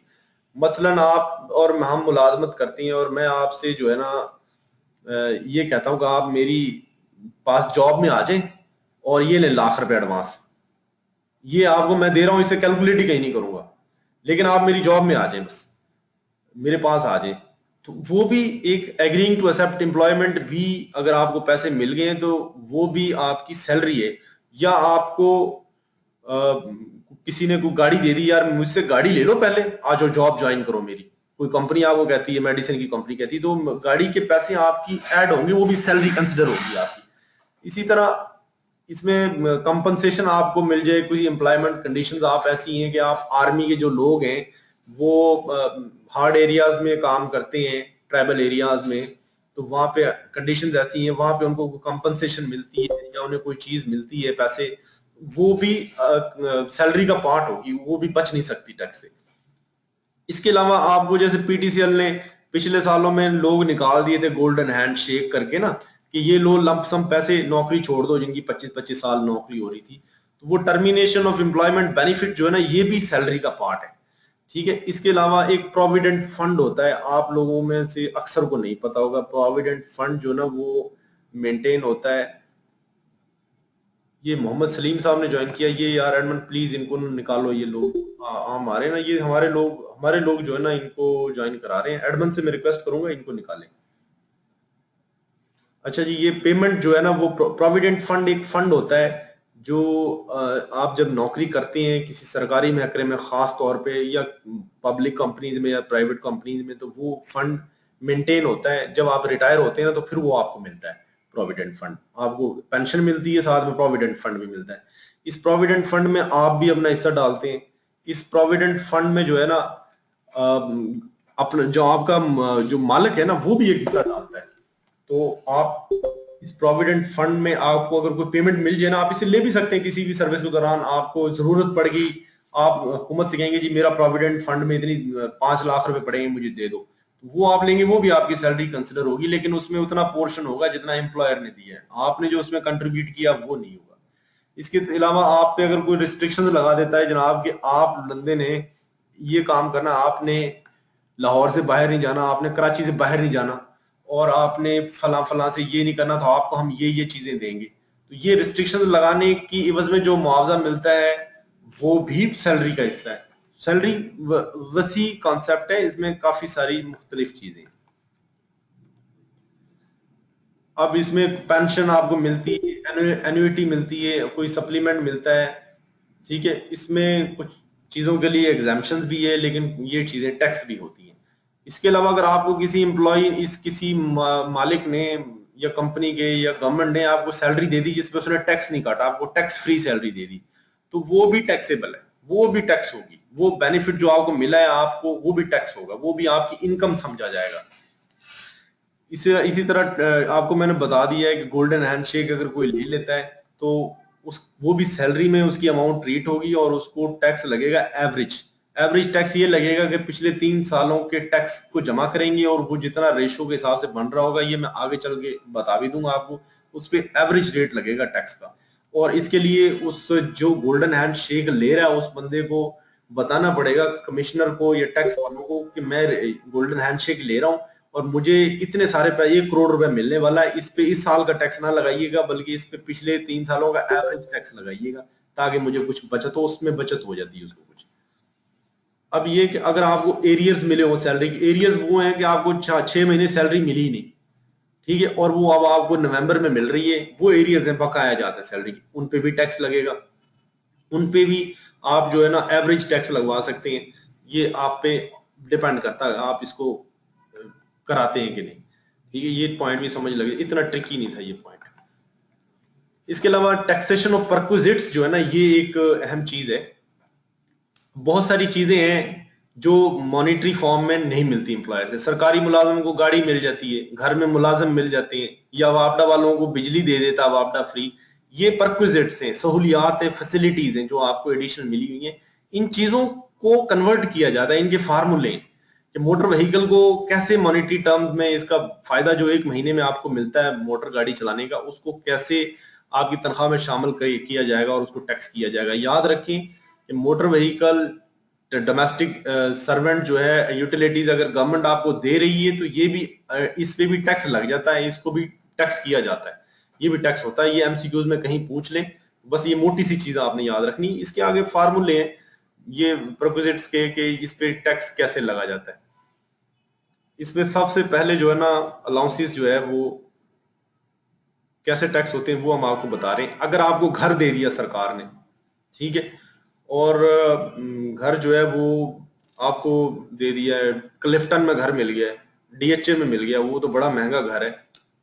घर का किराया होता है जो हुकूमत अगर आपको घर ना देना आपको 5-6 हजार रुपये किराया देती है, तो उस घर पे एक खास तरीके से एक खास पर्सन से उस पे जो है ना टैक्स लगाया जाता है और उसको अमाउंट को शामिल किया जाता है अपनी आपकी आमदनी के तौर पे, और उसको साल के एंड पे उसको सैलरी में शामिल करके आपके मुफाद को, फायदे को, तो उस पर भी टैक्स लगा दिया जाता है। इसी तरह गाड़ी जो है अगर आप पर्सनल यूज के लिए कर रहे हैं तो उस पर 5% जो है ना उसकी जो कॉस्ट गाड़ी की, अगर 20 लाख की गाड़ी है और आपने 1 साल चलाई है वो, तो आपको उसकी आमदनी समझी जाएगी 20 लाख का 5%, ये 25,000 बने, ये जितना भी बने उसको आपकी टोटल सैलरी में ऐड कर दिया जाएगा, ये भी आपकी सैलरी समझी जाएगी। ठीक है, अगर आप उसे बिल्कुल अपने इस्तेमाल में करने फिर उसका रेट 10% है। ठीक है, उसका एक अलग रेट है। इसी तरह अगर आपको एक आपके मालिक ने, जैसे ये फौजी फर्टिलाइजर और बहुत सारी कंपनीज करती हैं, ये फ्री कर्जा दे देती हैं जनाब कि मुझसे कर्जा ले लें, कोई इंटरेस्ट नहीं होगा, आप आहिस्ता आहिस्ता करके इसको वापस कर देना।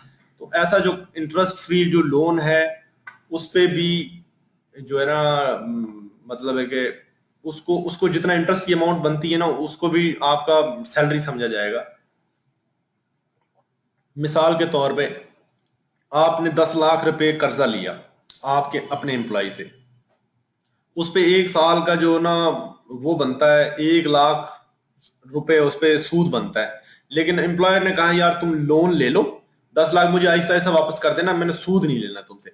लेकिन जब वो टैक्स वाले को पता चलेगा ना वो कहेगा भाई आपके एम्प्लॉयर और आपका रिलेशन तो है, ठीक है, ये जो आपको इंटरेस्ट फ्री लोन मिल रहा है ना, लोन तो टैक्स नहीं होगा, ये तो कर्जा, ये तो आपने वापस करना है, लेकिन आपको इससे 1 लाख का फायदा हो रहा है क्योंकि आपको सूद नहीं अदा करना पड़ रहा, लिहाजा ये 1 लाख आपकी मैं आमदनी समझूंगा, वो शामिल कर देगा आपकी टोटल टैक्सेबल इनकम के अंदर। ठीक है ना। इसी तरह अगर कोई आपका बड़ा अच्छा फैक्ट्री का मालिक है, और वो होता तो नहीं ऐसे, वो आपका कोई लोन आपने लिया होगा कहीं से, जैसे मुस्लिम कमर्शियल बैंक से आपने 10 लाख रुपए लिए हुए, आपका देखता है मालिक यार मेरा बड़ा अच्छा मुलाजिम है लेकिन ये दबा हुआ कर्जे के अंदर, तो मैं इसका सारा लोन अदा कर देता हूँ। वो आपसे कहता है यार तू बेफिक्र हो जा, मैं तेरा सारा कर्जा अदा कर देता हूँ। तो आपको फायदा हो रहा है 10 लाख का, जो 10 लाख आपने देने थे वो आपके मालिक ने दे दिए, इसका मतलब है कि ये 10 लाख भी आपकी तनख्वाह में शामिल किया जाएगा। ठीक है। इसी तरह अगर वो कर्जा किसी दूसरे बंदे से यानी कि आपने लिया हुआ और वो भी एम्प्लॉयर अदा करते तो फिर भी आपकी तनख्वाह में शामिल किया जाएगा। ये छोटी छोटी चीजें, बारीक सी चीजें, ये 1-2 दफा पढ़ेंगे आपको क्लियर हो जाएंगी, और इसको मोटा मोटा याद रखना है। हम बेसिकली आपके कॉन्सेप्ट बना रहे हैं ताकि आपको एक आइडिया हो ये क्या क्या चीजें आगे। इसके अलावा आपको ट्रांसफर ऑफ प्रॉपर्टी और प्रोवाइडिंग ऑफ सर्विसेज हो जाए, आपको कोई प्रॉपर्टी दे दे, आपको डीएचए, आर्मी डीएचए में प्लॉट देती है आर्मी वालों को, वो जो प्लॉट की जो रकम है ना उसको हम टैक्स के पर्पज के लिए सैलरी में शामिल करते हैं। या आपको कोई सर्विस दे देती है, आपको पीआईए जो कहती है आप रिटायरमेंट हो गए या आप अभी हमारे पास हैं, आपको 10 टिकट महीने के फ्री होंगे, उन 10 टिकटों की जो कीमत है ना उसको हम सैलरी में शामिल कर देंगे टैक्स लगाने के लिए। ठीक है। इसी तरह घर जो मिलता है अकोमोडेशन, वो भी टैक्स हो जाती है, नीचे इसके बारे में दिया हुआ। ये जनरल जनरल सी जो चीजें हैं। इसके अलावा और चीजें हैं बुनियादी सैलरी की समझने के लिए, ये एमसीक्यूज के हवाले से समझने की चीज है कि सैलरी जब रिसीट बेसिस पे टैक्स होती है, जब तक आपने जो सैलरी रिसीव नहीं की उस पर टैक्स नहीं लगेगा। कोई भी आपको नवंबर के महीने में ये नहीं कहेगा मुझे 2019 साल में जो सैलरी कमानी है ना तुमने अभी उसका टैक्स दे दो। सैलरी जो है जब आपके हाथ में आती है तो उसी वक्त टैक्स लगता है, समझा यही जाता है, इससे उससे पहले टैक्स नहीं लगाया जाता। अब रिसीट का मतलब क्या होता है? रिसीट का मतलब ये होता है कि आपको एक्चुअल पेमेंट हो गई सैलरी की अमाउंट की, या आपको जो सहूलियात देनी थी, गाड़ी दे दी या घर दे दिया, वो आपके पास है, इसका मतलब ये है। और ये इसमें एम्प्लॉयर ने किया हो या एम्प्लॉयर के बिहाफ पे किसी और बंदे ने दी हो, या आपने ली हो या आपके बच्चों ने ली हो, जैसे आपकी बीवी का फ्री इलाज हो गया या आपके खावंद का फ्री इलाज होता है हॉस्पिटल से, जो कि गवर्नमेंट उसको देती है, आपकी कंपनी देती है, इसको भी परक्विजिट समझा जाएगा और इसको भी टैक्स किया जाएगा जितना आपको फायदा हो रहा है इससे। ठीक है। अब रिसीट ऑफ इनकम जो है वो आगे थोड़ा सा डिटेल में हमने दी हुई है। इसमें 3 चीजें हैं कि ऐसी अमाउंट जो आपने रिसीव कर ली हो, कोई फायदा या मुफाद जो आपने रिसीव कर लिया हो, ठीक है, या कोई ऐसी अमाउंट या मुनाफा या फायदा जो एम्प्लॉय के बिहाफ आपके किसी बंदे पे, आपके बिहाफ पे किसी पे कर दिया गया हो, आपके बच्चों पे कर दिया गया हो, आपके वालिदैन पे कर दिया गया हो, ठीक है, या कोई भी अमाउंट या बेनिफिट आपको मेक अवेलेबल कर दिया हो कि यार ये ले लो, अगर तुमने यूज करना तो कर लो, नहीं करना तो ना करो। अगर तुम नहीं करोगे वो आपकी मर्जी नहीं है। अगर एम्प्लॉयर ने कह दिया कि ये गाड़ी रख लो, आप गाड़ी भले दफ्तर में खड़ी कर जाए, तो वो उसकी एक परक्विजिट की अमाउंट होगी, वैल्यूएशन होगी, उसकी वैल्यू करके उसको भी टैक्स में शामिल किया जाएगा। अब एक बहुत अहम बात ये आप नोट कर लें, एमसीक्यूज के हवाले से अहम है कि सैलरी की इनकम जो है ना, ये वाहिद हेड है जिसमें कोई अखराजात आपको अलाउड नहीं। आप सैलरी साल की जमा करेंगे और आप एंड पे टैक्स वाले को ये नहीं बताएंगे कि ये मेरी सैलरी है 5 लाख रुपए और मेरे इसमें ना 4 लाख खर्चा हो गया तो मेरी इनकम तो 1 लाख रुपए। बल्कि जो सैलरी आप रिसीव कर रहे हैं, जितनी रिसीव कर रहे हैं उस पर ग्रॉस सैलरी पे टैक्स होगा, उसमें कोई डिडक्शन अलाउ नहीं है टैक्सेबल इनकम पे रीच करने के लिए। Salary received is salary taxable, ठीक है। इसमें जो चीज अलाउड है वो चंद चीजें हैं, वो आपको बता देंगे हम, ठीक है। उम्मीद है तमाम लोगों को ये यहां तक जो है ना चीज समझ आ गई होगी। अब इसमें और थोड़ी सी बातें हैं वो हम देख लेते हैं। सैलरी जो है ना वो पाकिस्तान सोर्स इनकम होगी जब वो पाकिस्तान में आपको रिसीव होगी। अब यहाँ पे एक मिसाल दी हुई है, मिस्टर एक्स एक फ्रेंच मैन है, ठीक है। मिस्टर एक्स जो है वो 5 महीने पोस्टर रहा है पाकिस्तान में और इस दौरान उसे सैलरी मिली है। ये क्या पाकिस्तान अर्न सैलरी होगी कि पाकिस्तान अर्न सैलरी नहीं होगी? ये सैलरी तो पाकिस्तानी सोर्स, ये मिली तो पाकिस्तान में ना उसको, ये पाकिस्तान सोर्स इनकम है। लेकिन क्योंकि वो इस ईयर में नॉन रेजिडेंट है, क्योंकि 5 महीने रह रहा ना, 6 महीने रहेगा तो वो रेजिडेंट बनेगा, ठीक है। सैलरी लेकिन उसने जो अर्न की है वो टैक्सेबल है, ठीक हो गया। अब इसमें एक दूसरा पॉइंट है, salary is paid by or on behalf of the federal government or provincial government or a local authority in Pakistan where the employment is exercised। एक बंदा है, ये डिप्लोमेट वाली मिसाल आपको मैंने पहले दे दी थी, वो पाकिस्तानी सोर्स नहीं है, पाकिस्तानी सोर्स ही कंसिडर होगी। एक पाकिस्तान का सहाफी अमेरिका में रहता है लेकिन देती तो गवर्नमेंट है ना उसे, तो ये जितनी सैलरी उसे मिल रही, 3 लाख रुपए अलाउंस मिल रहा है और हाउस रेंट अलाउंस मिल रहा है, ये सारी चीजें वो सैलरी में शामिल होगी, इसको सैलरी में हम जमा करेंगे, ठीक है। ये पाकिस्तानी सोर्स इनकम ही कहलाएंगी और इन पे पाकिस्तानी टैक्स के साथ भी टैक्स लगेगा। अब एक एम्प्लॉयर शेयर स्कीम में ये आपको जो है ना समझने की जरूरत नहीं है, ये मैंने इजाफी तौर पे स्लाइड डाल दी है इजी बनाने के लिए। अगर कोई ज्यादा डेप्थ में जाना चाहता है तो इसे देख ले, इसे समझने की आपको कतई तौर पे जरूरत नहीं है, इससे इतनी गहरी चीज से एमसीक्यूज नहीं आएगा। ये जो आगे मैं स्लाइड ले गया हूँ इससे भी एमसीक्यूज नहीं आएगा, लेकिन अगर कोई पढ़ना चाहे हमने टेबुलर फॉर्म में से बना दिया है ताकि कोई पॉइंट मिस ना हो। लेकिन ये बहुत ज्यादा आगे की चीज है, इसमें भी से भी आपसे पूछा नहीं जाएगा सवाल, ठीक है। ये भी स्लाइड है आगे, ये भी मैं दिखा रहा हूं आपको, लेकिन इनमें से भी आपसे कोई बात पूछी नहीं जाएगी। ये बुनियादी बात से जरा नीचे की ऊंची की बातें हैं, जरा गहरी बातें, ठीक है। अब ये एग्जाम्पशंस हैं कुछ जो सैलरी में है, तो सैलरी लेकिन टैक्स नहीं होती। उस एग्जाम्पशन में ये है कि जो पेंशन मिलती है ना किसी भी रिटायर्ड बंदे को, जो रिटायरमेंट के बाद उसको हुकूमत मुआवजा देती है, वो एग्जाम्पशन है, उस पर टैक्स नहीं लगता, ठीक है। तो आर्म फोर्सेस के लोग हैं या गवर्नमेंट के या प्रोविंशियल गवर्नमेंट के, उन पे भी टैक्स नहीं लगता।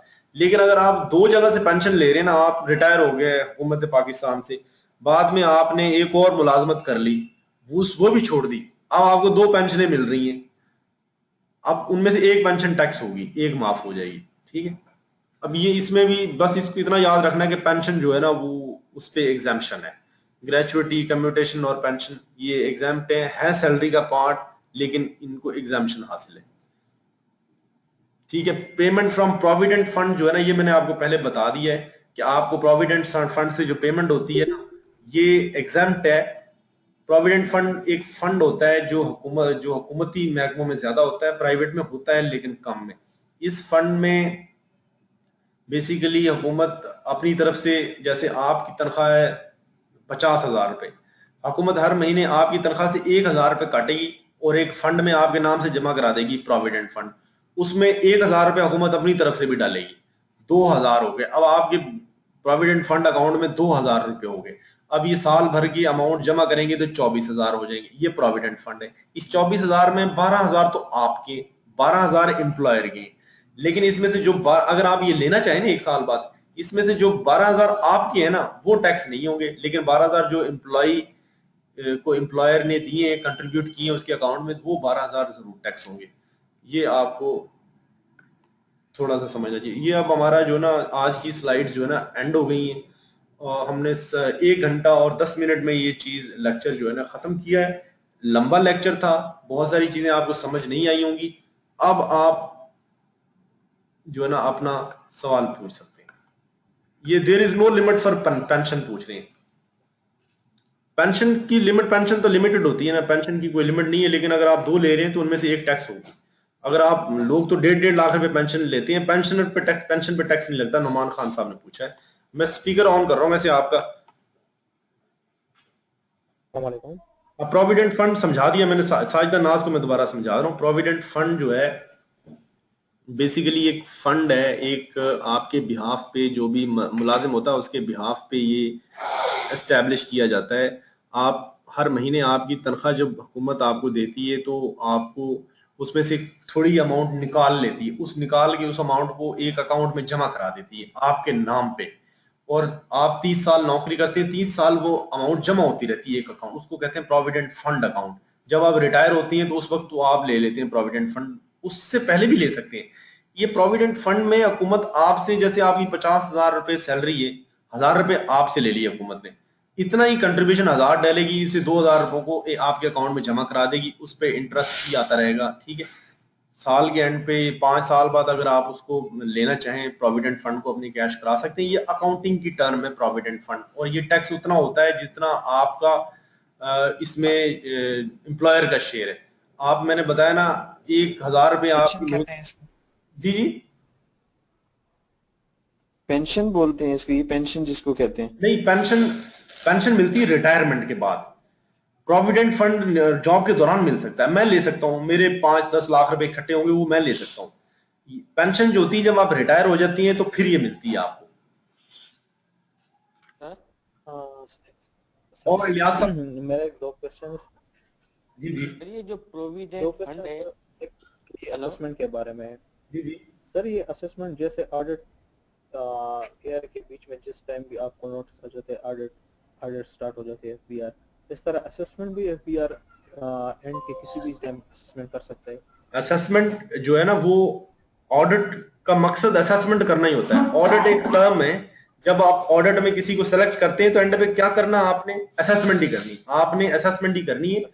एक होती है सेल्फ असेसमेंट जो आप हर साल करते हैं, और दूसरी जितनी भी असेसमेंट है उनमें से जरूरी नहीं कि वो हर साल होती हो, आप अमेंड कर सकती हैं असेसमेंट। एफबीआर आपका, जैसे आपने रिटर्न जमा करा दिया है और आपने 5 लाख सैलरी शो कर दी है अपनी, एफबीआर को कहीं से पता चला यार ये बंदे को तो 20 लाख रुपए की गाड़ी खरीदी है इसने, और इसने अपने रिटर्न में बताया हुआ कि मैंने तो 5 लाख रुपए मेरी सैलरी है, तो एफबीआर वाले आपकी असेसमेंट कर सकते हैं। आपको नोटिस देंगे, भाईजान आपने 5 लाख रुपए सैलरी शो की हुई है, आप 20 लाख की गाड़ी रजिस्टर करवा रहे हैं, बताएं 15 लाख कहां से आया। अगर आप कहेंगे जी मैंने यहां से लिया वहां से लिया, वो कहेंगे इस पे 15 लाख पे टैक्स लगाओ और असेसमेंट हो जाएगी, वो आपकी असेसमेंट होगी, नया तखमीना लगाएंगे, उसको कहते हैं अमेंडमेंट ऑफ असेसमेंट जो ऑलरेडी डन है। एरिया के बारे में पूछना था, ये भी सैलरी के हेड में आता है। क्या चीज पूछ रहे हैं?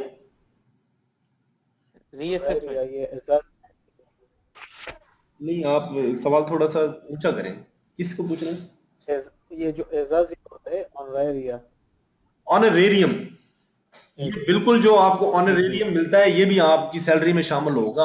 ऑनरेरियम मैं दूसरे लोगों को भी बता दूं कि आपकी कंपनी या आपकी फर्म या हुकूमत आपको तनख्वाह तो देती है, उस तनख्वाह के साथ साथ आपको आपकी खिदमात को सराहते हुए वो दे देती है, रिवार्ड दे देती है, ऑनरेरियम दे देती है, तो वो भी आपकी सैलरी का पार्ट है, बोनस भी पार्ट है आपकी सैलरी का। अब आसिम शेख साहब ने एक सवाल किया है कि कैपिटल नेचर और रेवेन्यू नेचर क्या है। कैपिटल नेचर ये है कि आपको गाड़ी दे दी आपकी गवर्नमेंट ने, आपके डिपार्टमेंट ने, आपकी कंपनी ने, ये गाड़ी रोजाना तो नहीं देती, हर महीने तो नहीं देती गवर्नमेंट। ऐसी चीज जो आपको कभी कभार मिले और जिसका आप लॉन्ग टर्म में फायदा उठाएं, वो कैपिटल नेचर की रिसीट होती है। रेवेन्यू नेचर की रिसीट ये होती है जो आप रेगुलर इंटरवल्स में लेते हैं। आप सैलरी तो हर महीने लेंगे, गाड़ी तो आपको कभी कभी देगी ना गवर्नमेंट या आपका डिपार्टमेंट या आपकी कंपनी। कैपिटल में और रेवेन्यू में ये बुनियादी फर्क है। कैपिटल नेचर की रिसीट जो है उसका फायदा आप लंबे अरसे तक लेते हैं। ठीक है। What is capital gains in total income? ये कैपिटल गेन्स जो है ना, ये आपको डिटेल में पूरा एक टॉपिक पढ़ाया जाएगा, लेकिन आपको थोड़ा सा मैं बता दूं। कैपिटल गेन ये होता है कि आपने कोई कैपिटल एसेट है आपका, आपकी जमीन हो सकती है, आपकी गाड़ी हो सकती है, वो आपने 10 लाख की ली 2 साल पहले, और अब आपने वो 12 लाख की बेच दी। तो इसमें 2 लाख का जो फर्क है ना, वो कैपिटल गेन है। कि आपने कैपिटल एसेट बेच के 2 लाख रुपए कमाए, वो आपका कैपिटल गेन है। या प्रॉपर्टी बेच के 2 लाख रुपए कमाए, ये कैपिटल गेन है। Hello sir. जी सर ये जो रीअसेसमेंट क्या होती है? जी जी रीअसेसमेंट क्या होती है? असेसमेंट ये है कि एक दफा असेसमेंट हो गई है और आप उसको दोबारा असेसमेंट करते हैं। एक दफा असेसमेंट का मौका दिया जाता है, एक दफा टैक्स पेयर को। जो यार है वो बार बार असेसमेंट कर सकता है, रीअसेसमेंट भी कर सकता है, असेसमेंट भी कर सकता है असेसमेंट को। ठीक है ना सर? क्यों? ये डाउट हो जाता है इसी वजह से? जी कोई डाउट वगैरह हो जाता है सर, या किसी और चीज की बिल्कुल। वजह से रीअसेसमेंट होती है? अगर कोई गलती लगे ना, एफबीआर को गलती लगे या कोई कंप्लेंट आए या कोई ऐसे शवाहिद नजर आ जाए कि ये टैक्स जो आमदनी बंदे ने बताई है इतनी नहीं है, इससे ज्यादा है, ये टैक्स कम बता रहा है, असेसमेंट लो की है, इसने बिलो की है, इसने कंप्लीट असेसमेंट नहीं की, अपनी दुरुस्त नहीं की, तो फिर एफबीआर उसको दुरुस्त करता है और उस पर जितना टैक्स रह चुका होता है उसे लगा के रिकवर करता है।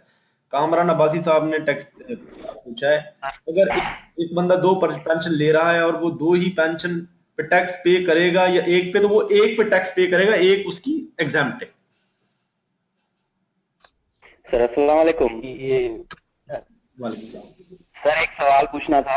ये जो सर गिफ्ट होती है, gift in terms of money, gift in terms of capital, तो इस पे भी इनकम टैक्स लागू होगा या नहीं होगा? और दूसरी बात, जो सऊदी अरेबिया ने 2014 में पाकिस्तान को 1.5 बिलियन एज अ गिफ्ट दिया था, जो नवाज शरीफ ने कहा था कि ये मुझे गिफ्ट मिला है, तो उस पे टैक्स लगा था? Thank you sir. असल में जो आपकी आमदनी होती है ना पाकिस्तान सोर्स की, उस पे टैक्स लगता है। जो आपकी फॉरेन सोर्स की आमदनी होती है वो उस पे टैक्स नहीं लगता। इनको जो मिले हैं पैसे, अभी तो ये चक्कर चल रहे हैं ना, अब वो पता नहीं है उसका अदालत में क्या नतीजा निकालते हैं, उनको मिला है। लेकिन जो गिफ्ट आप तो वापस भी मांग लिए थे। जो पाकिस्तान में गिफ्ट मिलता है ना, गिफ्ट जी जी सर। अभी जो गिफ्ट के बारे में पूरी एक चैप्टर होगा। गिफ्ट होता है 5 हेड इनकम के, इनकम फ्रॉम अदर सोर्सेज में आता है। ये 5 हेड है इनकम के, सैलरी है, बिजनेस है, कैपिटल गेन है, प्रॉपर्टी है और अदर सोर्सेज है। अदर सोर्सेज में गिफ्ट है, लॉटरी है, कोई और चीजें हैं जो किसी और सोर्स में फिट नहीं हो रही, तो वो अदर सोर्स में आती है। ठीक ठीक सर। अच्छा सर, ये प्रॉफिट ऑन डेब्ट क्या होता है, ये एक्सप्लेन कर दें फिर। आपने प्रोविडेंट फंड, कॉन्फिडेंट डेट में बता रहा हूं, आपने कर्जा लिया बैंक से और वो कर्जा 5 लाख रुपए। अब उस पे बैंक तो फ्री कर्जा नहीं देता, बैंक तो आपसे सूद लेता है। जो अमाउंट आपने ली है वो डेट है, और जो बैंक को आप सूद पे करेंगे इंटरेस्ट की फॉर्मेट में, वो प्रॉफिट है बैंक को जो दे रहे हैं आप। इसको प्रॉफिट एंड डेट कहते हैं, कर्जे पे जो मुनाफा आप देते हैं जिससे आपने कर्जा लिया हो। प्रोविडेंट फंड में गवर्नमेंट को क्या फायदा होता है? यार ये गवर्नमेंट को फायदा नहीं होता प्रोविडेंट फंड में। ये बेसिकली गवर्नमेंट जो है ना वो एम्प्लॉइज के मुफाद के लिए करती है, क्योंकि अच्छी ऑर्गेनाइजेशन, अच्छे एम्प्लॉयज वो होते हैं जो अपना फायदा ही नहीं सोचते बल्कि अपने एम्प्लॉयर्स का फायदा भी सोचते हैं। ये स्कीमें इसलिए इंट्रोड्यूस कराई जाती हैं कि आप एक बंदे को जिसको आप जॉब करा रहे हैं उस पर पाबंदी भी लगाते हैं, उसने नौकरी नहीं करनी सारी जिंदगी और उसने ना कारोबार करना कोई और, तो उसको छोटे छोटे बेनिफिट जो ना ये दिए जाते हैं ये प्रोविडेंट फंड, ताकि जब वो उसकी अमाउंट एक इकट्ठी हो, जैसे कमेटी नहीं डालते प्राइवेट लोग, ऐसे गवर्नमेंट आपको एक मौका देती है कि आप कमेटी हमारे साथ डाल लें और जब दिल करे जब ले लें उसको। इसमें ये भी बता देंगे छोटी सी बात कि अगर आपने अपने प्रोविडेंट फंड में कोई कंट्रीब्यूशन करी है गवर्नमेंट और उसमें कोई इंटरेस्ट नहीं है, तो क्योंकि उसमें इंटरेस्ट इन्वॉल्व तब ही होगा जब उसमें गवर्नमेंट कंट्रीब्यूट करेगी। जैसे मैं अपना केस अगर आपको बताऊं, तो मेरे जो प्रोविडेंट फंड है उसके ऊपर मैंने कोई इंटरेस्ट नहीं लगाया हुआ, मीनिंग देयर बाय कि गवर्नमेंट ने उसके अंदर कोई कंट्रीब्यूशन नहीं किया हुआ। अगर मैं उसमें से कोई जो है विड्रॉल कराता हूँ, चाहे 40,000 का चाहे 50,000 का, ये थोड़ी सी डिटेल बता रही है, लेकिन कंफ्यूज होने की जरूरत नहीं है। प्रॉफिट एंड डेट आपको समझ आ गया, प्रोविडेंट फंड समझ आ गया, बुनियादी समझे आप अभी। मतलब अगर उस पे टैक्स तब नहीं लगेगा जब उस पे गवर्नमेंट जो है वो प्रोविडेंट फंड में, आपके प्रोविडेंट फंड में जो है वो अभी जो नहीं करेगी। अवैध साहब, अभी आप इतनी चीज ध्यान में रखें कि प्रोविडेंट फंड भी एक कमेटी है जो गवर्नमेंट डालती है आपके साथ, आपकी होती है। उसमें आम कमेटी तो ऐसी होती है ना जिसमें आप ही पे कर रहे होते हैं, और मोहल्ले में वो जो है ना खवातीन डालती हैं, और वो जितनी अमाउंट आपकी होती है उतनी मिलती है आपको। लेकिन प्रोविडेंट फंड एक ऐसी कमेटी है जिसमें आप भी शेयर डाल रहे हैं और गवर्नमेंट भी उतना ही शेयर डाल रही है अपनी पास से जितना आपका, और एंड पे सारा आपको दे देती है। प्रोविडेंट फंड जरा एक कमेटी की अच्छी शक्ल है। और कोई सवाल जनाब? और ये एग्रीकल्चर इनकम जो है ये एग्जम्प्ट है? एग्रीकल्चर इनकम पे इनकम टैक्स नहीं लगता, ठीक है। अब एक सवाल हमसे पूछा है नुमान खान साहब ने, टर्न जमाल सर ये सर आप जी सर आपने बोला कि गवर्नमेंट भी फंड डालती है प्रोविडेंट फंड में, हाँ जी। ये सब मुलाजमीन के लिए होता है क्या सिर्फ सिलेक्टेड? नहीं, ये पूरे पाकिस्तान के मुलाजमीन में हुकूमत सिंध भी डालती है, हुकूमत पंजाब भी डालती है, हुकूमत पाकिस्तान भी, सारी गवर्नमेंट डालती है। प्रोविडेंट फंड एक जरूरी होता है एस्टेब्लिश करना, ये हुकूमत का कानून है मुलाजमीन के लिए प्रोविडेंट फंड, और उनका जो है ना वो जरूरी आप एस्टेब्लिश करें। और कुछ तो प्राइवेट कंपनियां भी प्रोविडेंट फंड एस्टेब्लिश करती हैं। सर ये पब्लिक कंपनी प्राइवेट कंपनी में फर्क बता दें जरा। प्राइवेट कंपनी जो है वो मैं आपको बताता हूँ। पब्लिक कंपनी ये होती है वो कंपनी जिसके 50% शेयर जो है वो हुकूमत पाकिस्तान की हो, या 50 से ज्यादा, या वो कंपनी जो जिसमें 50 या 50 से ज्यादा शेयर जो है वो किसी बाहर की हुकूमत की हो, या ऐसी कंपनी जो स्टॉक एक्सचेंज में अपने शेयर बेचती हो ट्रेडिंग के लिए, जैसे नेस्ले है, डीजी सीमेंट है, पार्को है। इनके शेयर आप Karachi stock, Pakistan stock exchange जिसे आप कहते हैं, कराची स्टॉक एक्सचेंज का नाम बदल गया है, उसमें वो बिकते हैं, आप शेयर खरीद सकते हैं। पब्लिक, और जो कंपनीज पब्लिक कंपनीज नहीं है वो प्राइवेट कंपनीज है। सर ये रेंट के बारे में थोड़ा सा पूछना था। ये रेंट जो 2 लाख का अमाउंट है, ये एनुअली है या मंथली बेस पे? ये एनुअल था। अगर आपने एनुअल रेंट आपका किसी भी जगह से 2 लाख से ज्यादा होगा तो आप टैक्स पेयर हैं, आपको गोशवारा भी जमा कराना है और आपने टैक्स भी देना है। अगर 2 लाख से कम आपका रेंट है, 1,99,000 रुपए आपकी रेंट की कमाई है, तो आप पे टैक्स नहीं लगता, आप ना गोशवारा जमा कराएंगे ना टैक्स देंगे। Okay, thank you sir. ये जमाल खान काकड़ साहब ने सवाल पूछा है, टर्नओवर क्या होता है? टर्नओवर ग्रॉस रिसीट से आपने एक कारोबार किया हुआ है, आप उस कारोबार में जितना पैसा आपको आता है ना, जितने की चीजें आप बेचते हैं, वो सारा आपका टर्नओवर है। सिंपल। नुमान खान साहब ने सवाल पूछा है कि फाइलर और नॉन फाइलर के rate tax are different in tax payments. Filer के ऊपर रेट अलग लगता है, नॉन फाइलर के ऊपर अलग लगता है। इसकी जरूरत क्यों आई? इसकी जरूरत ये आई कि लोग जो है ना अपने गोशवारे जमा नहीं कराते एफबीआर में, तो हुकूमत ने एक फायदा ढूंढा है कि जो बंदा तो अपने गोशवारे जमा करा देगा वो फाइलर बन जाएगा, उसको कम टैक्स देना पड़ेगा। जो गोशवारे जमा नहीं कराता, नॉन फाइलर रहता है, उसको डबल टैक्स देना पड़ेगा। ये बेसिकली लोगों को रिटर्न जमा करवाने पे, यानी कि मजबूर करने के लिए, ये फाइलर और नॉन फाइलर का टैक्स के रेट डिफरेंट है। आसिम शेख साहब ने पूछा है ट्रीटमेंट ऑफ एरियर्स, यानी कि जो सैलरी आपको 5-6 महीने की सैलरी आपको मिली नहीं और अब आपको वो नवंबर में मिल रही है, तो उस पे एवरेज रेट लगेगा मेरे भाई टैक्स का। इसमें एवरेज रेट लगेगा, बस ये ध्यान में रखना है।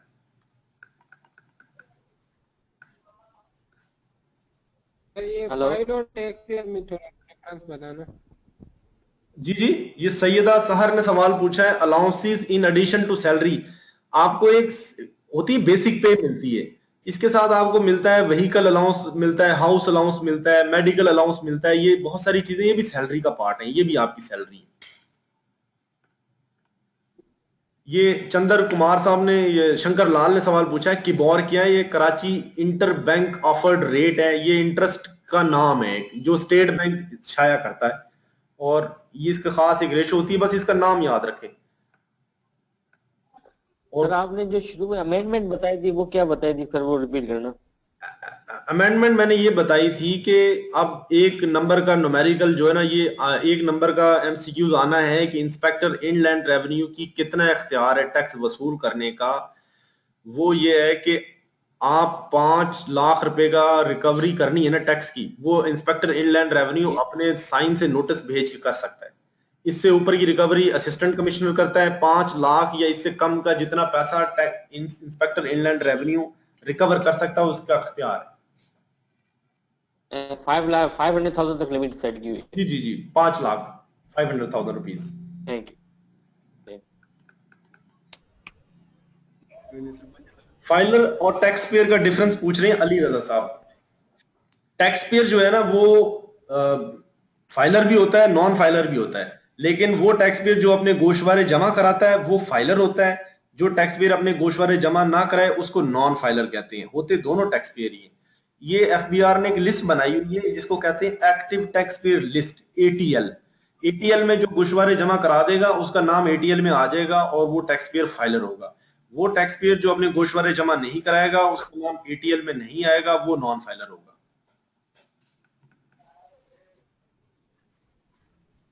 सर एक आपने WWF और एक WWP बताया हुआ था, कहीं आया हुआ था इसका जिक्र। ये जो है ना WWF वर्कर्स वेलफेयर फंड होता है और एक WPF होता है workers participation fund.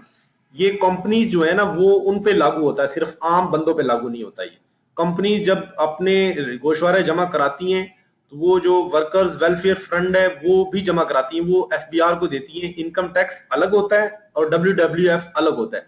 WWF FBR वसूल करता है कंपनियों से, और फिर एक आपने महकमा सुना होगा एम्प्लॉय EOBI, जिसका पिछले सालों में बड़ा फंडा रहा है। वर्कर्स जो ना वेलफेयर फंड उसको दे दिया जाता है EOBI का। EOBI वो लोगों में बांटती है, उसका एक तरीकाकार है। नोमान खान पूछ रहे हैं कि सेक्शंस को याद करना जरूरी है। सेक्शंस को याद करना, सारे सेक्शंस को याद करना जरूरी नहीं है, लेकिन कुछ सेक्शन ऐसे हैं जो बड़े बुनियादी हैं, जैसे सैलरी का सेक्शन 12 है, इसको इतना पता होना चाहिए। एग्रीकल्चर इनकम का 41 है। ऐसे कोई 8-20 सेक्शन होंगे जो हम आपको बता देंगे, जो आपने याद करने, वो हम एक चार्ट अलग से भी बनाएंगे। बहुत ज्यादा डिटेल में सेक्शन आपने याद नहीं करने। सर ये एक मैनुअल जो मैनुअल रिटर्न जमा करते हैं तो क्या वो भी एक्टिव टैक्स पेयर लिस्ट में आ जाते हैं कि नहीं? हाँ जी, जो मैनुअल रिटर्न जमा कराता है ना, रिटर्न 2 तरीके से जमा करा सकते हैं बाकी लोगों के इल्म के लिए भी। या तो आप जो है वो एफबीआर में रजिस्टर हो और इंटरनेट के थ्रू ऑनलाइन रजिस्ट्रेशन करके ऑनलाइन इलेक्ट्रॉनिकली रिटर्न फाइल कर दें। दूसरा ये कि आप इनकम टैक्स का रिटर्न डाउनलोड करें, उसमें अपने फिगर्स फीड करें, लिखें और वो जमा करा दें टैक्स के दफ्तर में जाके मैनुअली। तो मैनुअली जो रिटर्न फीड जमा कराते हैं आप, उसको हम 15-20 दिन के अंदर अपने स्टाफ के लोगों को देते हैं जो हमारी इंटरनेट लैब में, कंप्यूटर लैब में होती हैं, वो उसको खुद फीड कर देते हैं और वो इलेक्ट्रॉनिक बन जाती है रिटर्न। 15-20 दिन बाद आप उसको देखेंगे कि वो एक्टिव टैक्स पेयर लिस्ट में चला जाता है बंदा। चलिए रिटर्न क्या होगा? सेलिंग्स और नॉन सेलिंग में करना क्या चीज? रेजिडेंट और नॉन रेजिडेंट रिटर्न क्या होता है? रिटर्न की बात करें। रिटर्न का नहीं पूछ, रिटर्न क्या कह रहे हैं आप? सर मैं कह रहा हूँ कि ये जो रिटर्न फाइल होती है या होता है या रिटर्न एक स्टेटमेंट होती है। रिटर्न एक स्टेटमेंट होती है जिसे गोशवारा कहते हैं उर्दू में, और अंग्रेजी में उसे रिटर्न कहते हैं। इस चीज में आप हमें बताते हैं कि ये मेरी आमदनी है 1 साल की, ये मेरे अखराजात हैं, ये मेरा टैक्स है और ये मेरी टैक्स की सबूत है कि मैंने जमा करा दिया। ये एक स्टेटमेंट होती है, टैक्स पेयर जमा कराता है। अच्छा, टैक्स पेयर जमा कराता है, ये एक फाइल बनता है इनका पूरा? हाँ जी, हर टैक्स पेयर का फाइल बनता है, उसमें उसका रिटर्न जमा होके लगता है। हाँ, आपके रिटर्न जो है वो जितने भी जमा कराए होंगे 2007 से लेके अब तक के रिटर्न हमारे डेटाबेस में अवेलेबल है। उससे पुराने रिटर्न जो है ना, पहले सिस्टम नहीं था तो वो मैनुअल हमारे पास मौजूद है। ये रिटर्न्स भी आपको दिखाएंगे तो कि सर इनकम टैक्स रिटर्न क्या है? Income tax income tax return sir sir capital income tax return एक रिटर्न होता है इनकम टैक्स में, जिसमें आप बताते हैं मेरी इतनी इनकम है और इतना टैक्स है। ये इनकम टैक्स रिटर्न होता है, इसको गोशवारा कहते हैं। रिटर्न और इनकम टैक्स रिटर्न एक ही चीज है। Thank you sir. एमसीक्यूज भी कैपिटल एसेट सेलिंग और नॉन सेलिंग बताना। नॉन सेलिंग सेलिंग और नॉन सेलिंग नहीं, सेलिंग और नॉन सेलिंग नहीं, रेजिडेंट और नॉन रेजिडेंट हमने बताया था आपको। सैलरीड के नॉन सैलरीड वो बताना। अच्छा, सैलरीड पूछ रहे हैं और नॉन सैलरीड पूछ रहे हैं। आपने कैपिटल एसेट कैपिटल जो जैसे आपने बोला कि एक शॉपकीपर है, हाँ जी, उसके पास वो फ्रिज नहीं बेचता और उसकी कुछ चीजें जो बेच सकता है, सेलिंग और नॉन सेलिंग बोला था ना। सेलिंग और नॉन रेजिडेंट एंड वो ये नॉन है रेजिडेंट। कि जो उसका फ्रिज है वो उसका कैपिटल एसेट है, और उस फ्रिज में पड़ी हुई बोतलें जो हैं वो उसका कैपिटल एसेट नहीं है, बल्कि वो स्टॉक इन ट्रेड है। ठीक है, अगर वो फ्रिज को बेच के उसके पास पैसे आते हैं तो उसको कहेंगे कैपिटल रिसीट। अगर, क्योंकि फ्रिज तो रोज नहीं बेचता, वो तो कभी कभार बेचता है। और अगर उसको बोतलें जो उसके अंदर है पानी की या ड्रिंक्स, वो बेच के पैसे आती हैं तो उसे कहेंगे रेवेन्यू रिसीट, क्योंकि वो रेगुलर लगातार बेचता है, बार बार बेचता है। एमसीक्यूज प्रोवाइड करेंगे जी अकरम साहब, बिल्कुल प्रोवाइड करेंगे आपको इंशाल्लाह। आप लोग बेफिक्र रहें, आपने ये प्रोग्राम ज्वाइन किया है, ये बड़ा सेटिस्फैक्टरी, हम इसमें आपका लेवल पे आपको ट्रेन करेंगे। इसको तवज्जो से आप अगर आप ज्वाइन करेंगे, दिलचस्पी लेंगे, तो मेरा ख्याल है कि आप लोगों की पोजीशन जो है वो हजारों लोग जो अपीयर हो रहे हैं, बल्कि जो लोगों ने टैक्स पढ़ा भी हुआ उनसे भी आपकी पोजीशन बेहतर होगी, क्योंकि हम आपके कॉन्सेप्ट क्लियर करेंगे। आज तो पहला दिन है, अभी आपके मजीद लेक्चर होने हैं, इंशाल्लाह बड़ी चीजें इसमें क्लियर होंगी। सर जी जी, ये जो लिक्विडेटर है, ये लिक्विडेटर वो होते हैं जब कंपनी इंसॉल्वेंट या डिसॉल्व हो जाती है, तो कंपनी को प्रिजर्व करने के लिए ये लिक्विडेटर आते हैं। यही है लिक्विडेटर वो, तो इन पे टैक्स लगता है जो इनकी इनकम होती है जो कंपनी को बचाने के लिए लेते हैं। हाँ नहीं, ये लिक्विडेटर जो है ना, मैं बाकी लोगों के लिए बता दूं कि आपने कंफ्यूज नहीं होना, मैं इसको डिफाइन कर रहा हूँ। असल में जो एक कंपनी होती है ना, वो एक पर्सन होता है। आम पर्सन को कैसे खत्म किया जाता है, उसको तो आप गला दबा के खत्म कर सकते हैं, कत्ल कर सकते हैं, या कुदरती तौर पर उसकी मौत हो सकती है। कंपनी को खत्म करने का भी एक तरीका, वो एक आर्टिफिशियल पर्सन है, उसको भी खत्म करने का एक तरीका है, और वो ये है कि उसकी डिसोल्यूशन होती है। डिसोल्यूशन का एक तरीका, वॉलंटियर कंपनी होती है। हाँ जी, वॉलंटरी होती है या इनवॉलंटरी होती है। वॉलंटरी जब ये होती है कि जब कंपनी के मालिकान और शेयर होल्डर चाहें कि हम इसे खत्म करना चाह रहे हैं, तो वो वॉलंटरी डिसोल्यूशन होती है।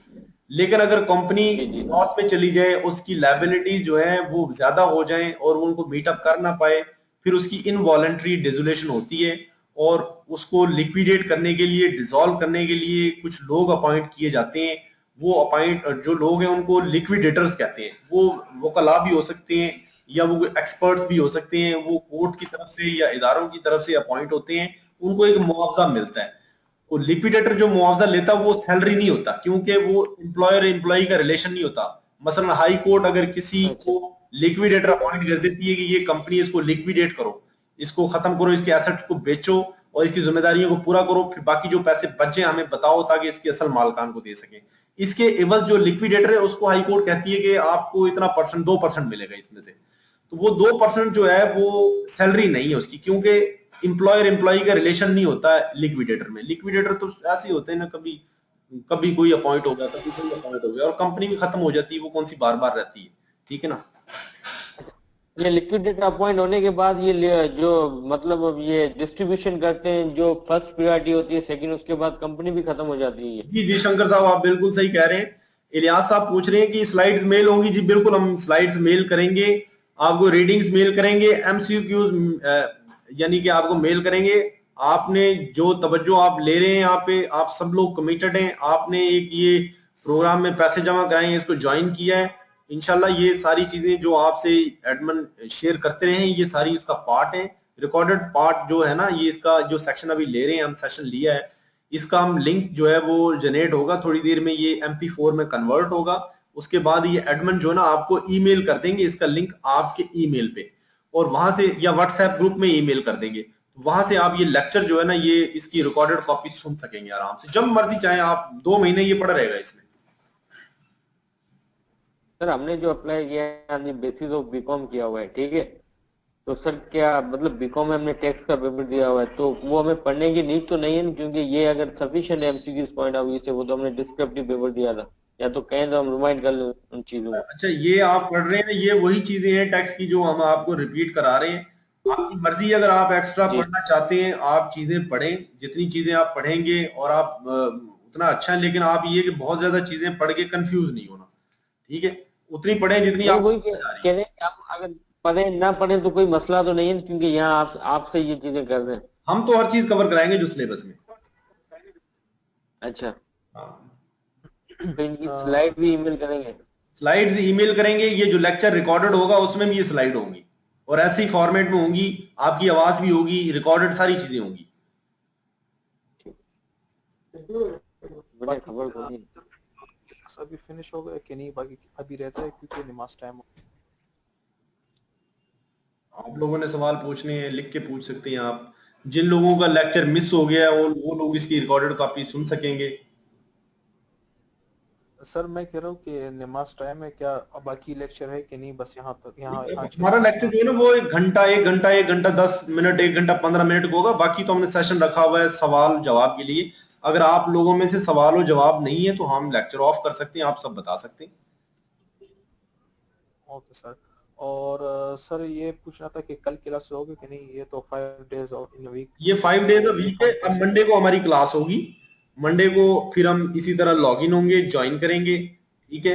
और आप काइंडली जो ना ये ईमेल पासवर्ड आज ऐसा हुआ है शुरू शुरू में, अब तो नहीं है, लोगों ने शेयर किए अपने आईडी, कुछ लोगों ने, 1-2 लोगों ने, तो बाहर से कुछ लोग आए हैं, उन्होंने ज्वाइन किया, हमने उनको डिसमिस तो कर दिया है। लेकिन ये कि अगर आप एक चीज कर रहे हैं, ज्वाइन किया आपने और आप इसको अपने तक रखिए, अच्छी बात है, बजाय ये कि यहाँ पे एडमिन उनको डिसमिस करता रहे, उनको फायदा तो नहीं होगा, क्योंकि 2-3 मिनट में डिस्कवर हो जाता है, आइडेंटिफाई हो जाता है, बंदा उसको फिर डिलीट कर देते हैं एडमिन साहब। क्योंकि हम अपनी ये चीज 7:30 बजे तक लेक्चर कंटिन्यू नहीं कर सकते, आधे घंटे क्वेश्चंस के लिए बहुत है, हमारी तो काफी चीजें फिर कवर हो जाएगी ना। हम ऐसा करते हैं, असल में ये लेक्चर जो आज भी था ना, ये भी काफी लंबा था, हम इसको 1.5 घंटे का कर लेते हैं, हमें तो कोई मसला नहीं। लेकिन ये कि कुछ आज जैसे 1 घंटा 10 मिनट का था, तो कुछ लेक्चर ऐसे होंगे जो 1.5 घंटे के भी होंगे। हमने अपना सिलेबस कवर कराना ना, अब इंशाल्लाह जो सिलेबस हमारा है वो हमने जो गिवन टाइम हमारा है वो इंशाल्लाह कवर कराना है। तो कोशिश ये होगी ज्यादा से ज्यादा टाइम लगाया जाए, आप लोग भी बोर ना हो और सिलेबस भी कवर हो जाए। हाँ सर, क्वेश्चंस के लिए आधा घंटा ही बहुत होता है। हाँ और सर एक सवाल ये था कि अब हम जब जी जी फरमाएं। मैं कह रहा हूँ क्वेश्चंस के लिए आधा घंटा हमारे पास सफिशिएंट है, इनफ है, इससे ज्यादा क्वेश्चन होते ही नहीं है। हाँ, ये खिजर साहब पूछ रहे हैं कि मैंने कोई पार्ट जो ना मिस कर दिया ऑडियो का। बिल्कुल आपको ये लेक्चर स्लाइड फॉर्मेट में भी मिलेगा, ऑडियो फॉर्मेट में भी मिलेगा, तो परेशानी की कोई बात नहीं है। लिंक आपको भेज दिया जाएगा। जिन लोगों को रीडिंग्स नहीं मिली हैं उनको रीडिंग्स भी दे दी जाएंगी, ठीक है। एमसीक्यूज इसके प्रिपरेशन में इंशाल्लाह हमारे काफी सारे एमसीक्यूज बन गए हैं, तो हम चाह रहे हैं एमसीक्यूज जो है ना वो आपको मेजर पोर्शन जो है ना उसके एक बल्क में दे दें। और सर ये है कि एक मैं कह रहा था कि आपसे कि जब हम जब आप तो लेक्चर्स कंप्लीट कर देते हैं, उसके बाद हम घर पे जब स्टडी करते हैं, ठीक है, कोई ऐसी हमारी कंफ्यूजन ड्रान हो जाती है या कोई ऐसी चीज हो जाती है, अगर कोई ऐसा कम्युनिकेशन के थ्रू बना ले, हम सोशल मीडिया के थ्रू या ग्रुप बना ले, जिससे हम डायरेक्ट इंटरेक्ट करके आपसे वो सवाल पूछ सके, आप अगर अवेलेबल तो रेफरेंस दें या कोई टाइम के बाद हमें रिस्पॉन्स आ जाए, ताकि सेकंड डे का वेट पूरा ना हो। अच्छा, अब इसमें शंकर साहब ऐसा है कि आप लोग इसे पढ़ें, आप 1-2 रोज गुजरे तो जरूर ऐसा कोई एडमिन साहब मैं कहता हूँ वो डिवाइस करते हैं, कोई ग्रुप बनाएं ताकि उस पर आप लोगों को ज्वाइन कर सकें हम। आपको पूरी रहनुमाई देंगे, पूरी गाइडलाइन दी जाएगी तसल्ली के साथ। आपने ज्वाइन किया हिम्मत करके, कमिटेड हैं आप, तो इंशाल्लाह हम भी कमिटेड हैं आपको तैयार कराने में। Thank you sir, thank you. अस्सलाम वालेकुम सर। सर ये वीडियो पेपर फॉर्म में प्रिंट हो सकती है? ये जो है ना स्लाइड हम आपको वैसे ही भेज देंगे, पेपर फॉर्म में आप प्रिंट कर लीजिएगा, लेकिन लेक्चर भी आएगा, वीडियो फॉर्मेट में भी होगी, MP4 भी होगा, PPT फॉर्म भी होगा। ठीक है, ठीक। अस्सलाम वालेकुम सर। जी इमरान साहब। सर एग्रीकल्चर इनकम 41 ये स्टार्ट में मैंने देखा था और इससे पहले 2-4 मिनट मुझसे हो गया है मिस, काइंडली अगर इसको आप रिवाइज करें। हाँ जी, एग्रीकल्चर इनकम 41। एग्रीकल्चर इनकम जो है ना, मैं इमरान खान साहब आप कहाँ से बोल रहे हैं? जी मैं कोयटा से बात कर रहा हूँ। अच्छा, कोयटा से बात करें इमरान खान साहब, मैं एग्रीकल्चर इनकम जो है ना वो निकाल लेता हूँ।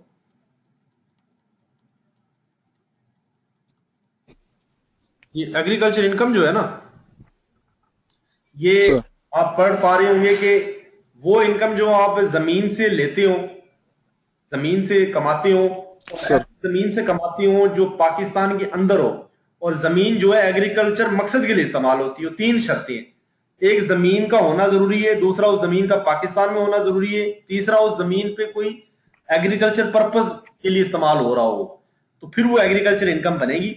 मिसाल के तौर पे अगर आप काश्तकार हैं और आपने फसल उगाई है, उस फसल उगा के बेचने से जो पैसे मिले वो एग्रीकल्चर इनकम है। या आपकी जमीन है गांव में, आपने वो ठेके पे दे दी है, अपना बाग आपने ठेके पे दे दिया है, तो उससे जो किराया आ रहा है वो भी आपकी एग्रीकल्चर इनकम है। लेकिन इसमें एक चीज जो है वो ये है कि अगर आपने कोई फसल उगाई नहीं है, कोई जड़ी बूटी ऐसी या कोई दरख्त ऐसा जो आपके खेतों में वैसे ही उगाया है कुदरती तौर पे, आपका उसमें कोई किरदार नहीं, तो वो एग्रीकल्चर इनकम नहीं है। हालांकि वो है, वो भी एग्रीकल्चर प्रोड्यूस, लेकिन क्योंकि आपकी उसमें एफर्ट नहीं कोई लगी, इसलिए वो एग्रीकल्चर इनकम नहीं है। और सर ये टैक्सेबल दोनों है? एग्रीकल्चर इनकम जो है ना वो इनकम टैक्स ऑर्डिनेंस में एग्रीकल्चर इनकम टैक्सेबल नहीं है। एग्रीकल्चर इनकम पे टैक्स नहीं लगता, एग्रीकल्चर इनकम सूबे टैक्स लगाते हैं एग्रीकल्चर इनकम पे। सिंध अपना निजाम है, पंजाब का अपना है, बलूचिस्तान का अपना है, केपी का अपना है। जो इनकम आपकी एग्रीकल्चर इनकम से अलग इनकम है दूसरी, उस पे टैक्स लगता है, इनकम टैक्स ऑर्डिनेंस लगता है। एग्रीकल्चर इनकम पे नहीं इनकम टैक्स लगता। Okay sir. हाँ जी।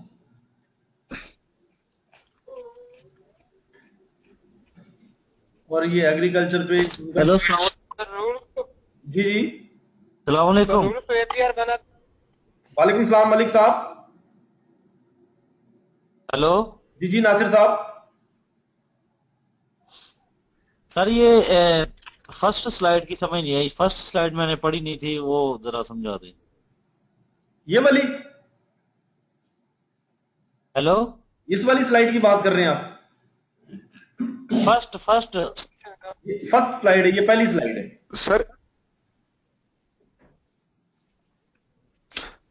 ये स्लाइड पहली है सर आप इसी से लेकर एग्रीकल्चर तक, सर जी जी सर आप इसी फर्स्ट स्लाइड से लेकर एग्रीकल्चर तक जरा काइंडली लेकर जाए, क्योंकि एग्रीकल्चर पे ही मैं आया था, तो एग्रीकल्चर से पहले जो भी स्लाइड्स है काइंडली इसको रिवाइज करें। अभी एग्रीकल्चर से पहले कोई स्लाइड नहीं, ये देखें आप, ये पहली स्लाइड है और ये दूसरी स्लाइड है। असेसमेंट नहीं पढ़ी आपने? नहीं सर। असेसमेंट आप पढ़ रहे होंगे कि a process of calculating tax liability है। कैसा प्रोसेस है ये, और कैसे टैक्स लायबिलिटी कैलकुलेट की जाती है? हाँ मैं बताता हूँ आपको। आपकी इनकम असेस की जाती है, अंदाजा लगाया जाता है, तखमीना लगाया जाता है, अंदाजा लगाया जाता है आपकी इनकम कितनी है और आपके अखराजात कितने हैं। फिर आपकी नेट इनकम देखी जाती है। उस नेट इनकम जो है उस पे टैक्स का रेट देखा जाता है कि क्या रेट लगेगा इस पे। जैसे 5 लाख इनकम है, उस पे 1% रेट लगेगा, 2% लगेगा, 5 लगेगा, वो टैक्स का चार्ट है, वो पढ़ाएंगे आपको। लेकिन किसी बंदे की आमदनी का अंदाजा लगाना और उस पे टैक्स का अंदाजा लगाना कि इस पे टैक्स कितना लगेगा, इसे असेसमेंट का प्रोसीजर कहते हैं। असेसमेंट होती है 2 तरह की। इसमें एक होती है सेल्फ असेसमेंट, जो आप खुद करते हैं, टैक्स पेयर खुद करता है, साल के एंड पे खुद अपना अंदाजा लगाया, मेरी ये इनकम है और इस पे ये टैक्स है, ये लो मेरा गोशवारा। ये सेल्फ असेसमेंट है। दूसरी असेसमेंट वो होती है जिसे टैक्स डिपार्टमेंट करता है, जिसे उसकी शक्लें जो है ना, प्रोविजनल असेसमेंट भी होती है, रीअसेसमेंट भी होती है और अमेंडेड असेसमेंट भी होती है। इस असेसमेंट को डिपार्टमेंट करता है, इसमें आपका कोई किरदार नहीं होता। ये क्यों होती है? प्रोविजनल असेसमेंट इसमें मैं बता दूं इसलिए होती है कि आप जब सेल्फ असेसमेंट नहीं करेंगे ना, आप टैक्स पेयर हैं, आप बताते नहीं एफबीआर को कि साल के एंड में मेरे इतनी आमदनी है, आपने अपना रिटर्न नहीं जमा कराया, तो एफबीआर के पास ये इख्तियार है कि वो आपकी अंदाजा खुद लगा ले आपकी आमदनी कितनी होगी और उस पर टैक्स कितना होगा, और फिर आपके बैंक से वो पैसे निकाल ले टैक्स के, या आपकी गाड़ी पकड़ ले।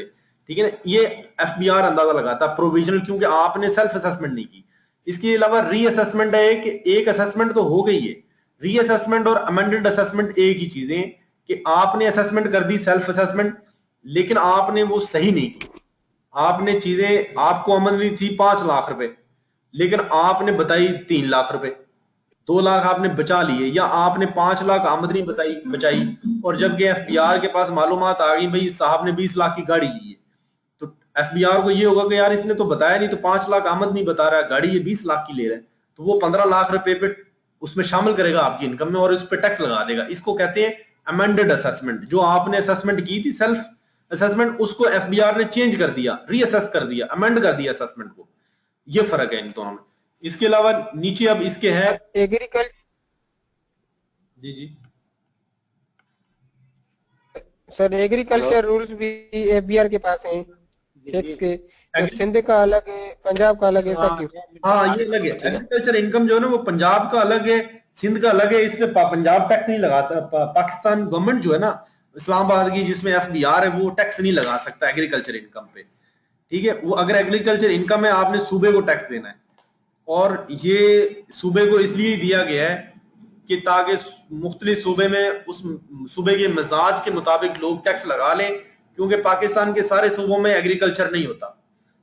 तो फेडरल गवर्नमेंट इसलिए ये सूबों को दे दिया कि जिस सूबे में गवर्नमेंट चाहती है लगा ले, सूबे की हुकूमत की मर्जी है।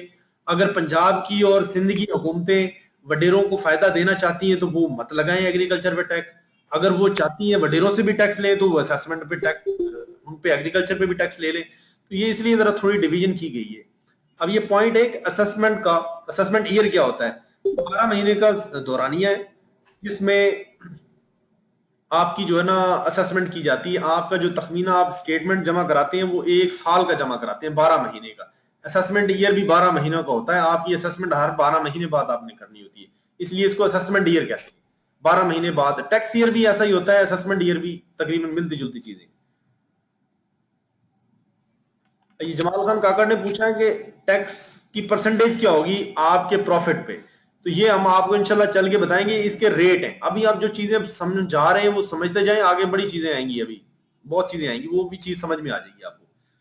अब इसमें एक सवाल आपका रह गया, जो लोग कह रहे थे हम स्लाइडें मिस कर गए। एसोसिएशन ऑफ पर्सन, ये आपने मिस कर दी थी। इसमें किसी भी फर्म को जिसमें 2 या 2 से ज्यादा बंदे कारोबार कर रहे हो, शराकतदारी जिसे कहते हैं, या हिंदू अनडिवाइडेड फैमिली एक हो। ये हिंदू अनडिवाइडेड फैमिली जो है, इसका जरूरी नहीं कि वो हिंदू हो। हिंदू अनडिवाइडेड फैमिली का मतलब ये है कि वो एक फैमिली होती है एक जिसमें पश्तून कबाइल में भी जो है ना, वो एक घर में 5-5, 10-10 घर एक साथ होते हैं, 100-100 लोग अफराद होते हैं एक लोगों के, यानी कि वो एक खानदानी निजाम में रहते हैं। तो हिंदू अनडिवाइडेड फैमिली भी इसी तरह की होती है। या एक आर्टिफिशियल जुरिडिकल पर्सन होता है, उसको भी यानी कि वो भी एओपी हो सकती है, उसको भी बना सकते हैं। तो एसोसिएशन ऑफ पर्सन ये है। इसके अलावा एग्रीकल्चर इनकम आपको बता दिए। और पूछें जी। अच्छा सर, ये काइंडली बता सकते हैं आप अपना जरा थोड़ा सा इंट्रोडक्शन करवा दें, अपना नेम वगैरह। और मेरा नाम यार अकबर खान है और मैं यहाँ पे एफबीआर में हूँ पिछले कोई 5-6 साल से। मैं आपको इसके अंदर जो है इनकम टैक्स के अंदर और सेल टैक्स के अंदर काफी सारे लेक्चर्स तैयार कराऊंगा। और यहाँ पे मेरा ख्याल है इस प्रोफाइल में सलमान लवारी साहब में वो भी मेजर आपके पोर्शन जो है ना वो कवर कराएंगे इनकम टैक्स और सेल टैक्स में। कुछ इस प्रोग्राम में लोग जो है ना और भी हैं, कुछ तो मेरे ख्याल इन्होंने वो ब्रोशर बनाया उसमें भी जाहिर किए हैं, लेकिन काफी सारे लोग हैं इसमें। कोई 10-12 लोग आपको आके पढ़ाएंगे, 1-1, 2-2, 3-3 लेक्चर देंगे। हर एक की डिफरेंट एक्सपर्टीज है, डिफरेंट तरीके से फिर वो आपको वो चीज जो उसकी एक्सपर्टीज उस पर आगे लेक्चर देगा। तो जैसे जैसे आते जाएंगे उनके नाम नोट करते जाएं और पूछते जाएं सवाल, जिससे रिलेटेड आपके सवाल है वो नोट कर लें। आप बाद में भी पूछ सकते हैं अगर आपको चीज समझ नहीं आई। और कोई सवाल जी? सर इंग्लिश हम एंड में करेंगे। इंग्लिश का तो बेफिक्र हो जाओ यार, इंग्लिश तो आपको हमने ना नोट्स, इंग्लिश में असल में आपको नोट्स ज्यादा देने हमने। इंग्लिश में पढ़ाने वाली चीजें जो ना वो तो एक दिन की है, 20 नंबर का वो पोर्शन है। चीजें ऐसी हैं कि वो एक दिन में आपको समझानी है, इंशाल्लाह वो भी समझा देंगे आपको। और आपको उसके नोट्स भी दे देंगे, एमसीक्यूज भी दे देंगे। ये एडमिन वाले लगे हुए हैं माशाल्लाह, काफी हेक्टिक किस्म का ये काम कर रहे हैं इसमें। नहीं सर, अगर नोट्स ज्यादा है तो अभी हमें थोड़ा सा दे दो ताकि हम पढ़ते जाए टाइम के साथ, अभी हमारे पास टाइम है। आपको नोट्स ये इन्होंने मेरे ख्याल प्रोवाइड किए होंगे, कुछ तो बन गए हैं, कुछ ये बना रहे हैं, तो इंशाल्लाह ये भी आपको मिल जाएंगे। हाँ सर, ये 2-3 छुट्टी है, इनका मटेरियल हमें अच्छा खासा भेज देना, हम स्टडी करें। हाँ बिल्कुल, ये मैं इनसे कहता हूँ कि यार इनको मटेरियल प्रोवाइड करें, जो तैयार हुआ पड़ा है इससे रिलेटेड तो तैयार भेजे ना। जी सर अगर इंग्लिश का पोर्शन थोड़ा सा ही नहीं, थोड़ा सा ज्यादा सेशन हो जाए तो अच्छा होगा। इंग्लिश में आपको एक दिन तो बहुत कम है। कि देख रहे हैं ना, हमारे पास जो टीचर है इंशाल्लाह वो जब आएंगे उस पोर्शन को देंगे, अगर आपकी उससे तसल्ली नहीं होती तो आप उनसे कह सकते हैं कि जी हमें मजीद इस पे जो है ना वो आप बताएं।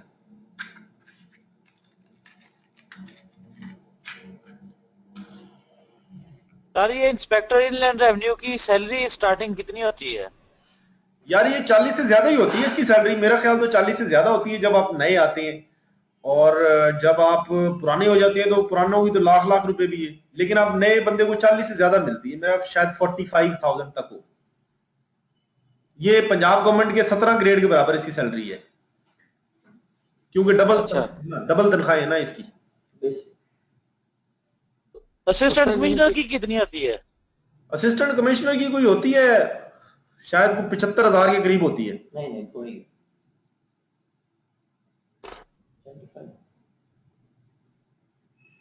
तो सर ये इंस्पेक्टर जी जी सर इनका रिजल्ट कब आता है?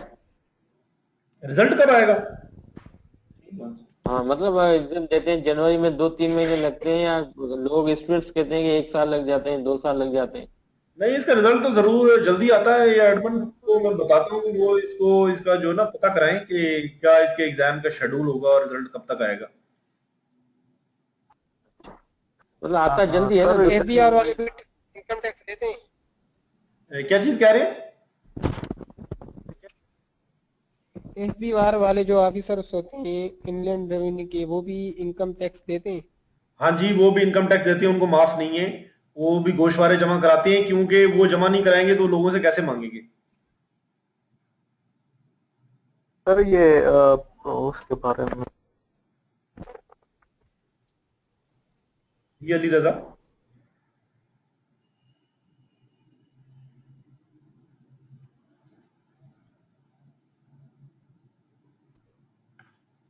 सर मैं पूछ रहा था कि इसके बाद ये रिटन टेस्ट के बाद इंटरव्यू प्रिपरेशन के लिए भी कुछ इस तरह सेशन आप लोग अरेंज करोगे कि नहीं? हाँ, ये इंटरव्यू के लिए मुझे बता रहे थे ये एडमिन, इन्होंने किया हुआ प्लान, बल्कि इन्होंने अच्छा प्लान किया हुआ आप लोगों से। जो लोग इंटरव्यू रिटर्न स्क्रीनिंग पास करेंगे उनको ये इंटरव्यू जो ना फ्री ऑफ कॉस्ट ऑफर कर रहे हैं पैकेज, जिसमें आपके जो शहर है उसमें ही आपको तैयारी कराएंगे, उसमें ही, यानी कि आपकी हेल्प के लिए ये इनके लोग मौजूद होंगे जो आपको 1-2 दिन का जो बताएंगे कि क्या चीज आपने करनी है। और ये इजी है, यहाँ से भी बता देंगे ये जो प्लेटफॉर्म है इंटरव्यू कैसे करना है। वो तमाम लोग बेफिक्र रहें, अच्छी तैयारी करें, मेहनत करें आप, बल्कि मेहनत जो है ना वो बहुत जरूरी है। कमिटमेंट, आप जो इरादा कर ले ना इंसान जिस चीज का, वो इंसान उस चीज को हासिल कर लेता है। तो आप इरादा करें, ये आप उसको कर लेंगे। ये इंसान के आगे कोई चीज कुछ भी नहीं है भाई। इंसान जो फैसला कर लेना, क्या नहीं बना दिया इंसान ने। आज देखे ना, इंसान ने ऐसी ऐसी इजादें कर दी हैं कि जो सोची भी नहीं जा सकती। अच्छा, एक मुझे एडमिन का मैसेज आया है कि अगर आपके कोई दोस्त अहबाब जो हैं वो इसमें पार्टिसिपेशन करना चाह रहे हो तो उनको बताएं, अभी एक लेक्चर हुआ है, वो इसमें हिस्सा कर सकते हैं। अपना फीडबैक एडमिन साहब कह रहे हैं कि जरूर शेयर करें, पेज पे शेयर करें, और बताएं अगर कोई चीज आपको किसी प्रेजेंटर की समझ नहीं आ रही, वो प्रेजेंटर भी बदला जा सकता है, मजीद चीजें वाजे की जा सकती हैं अच्छे अंदाज में, तमाम आपके इशूज।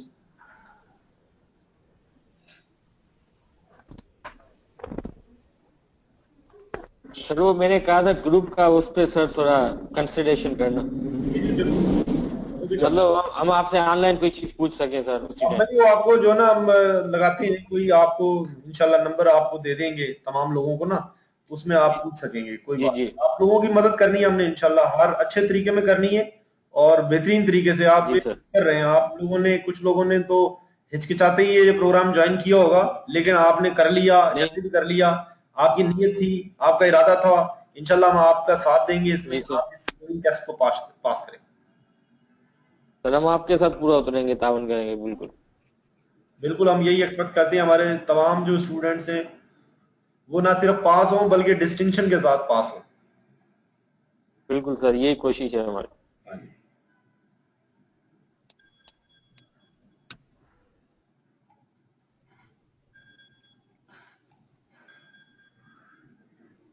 टाइम खत्म हो रहा है, तो इंशाल्लाह जो है हम हाजिर होंगे जल्द मंडे को।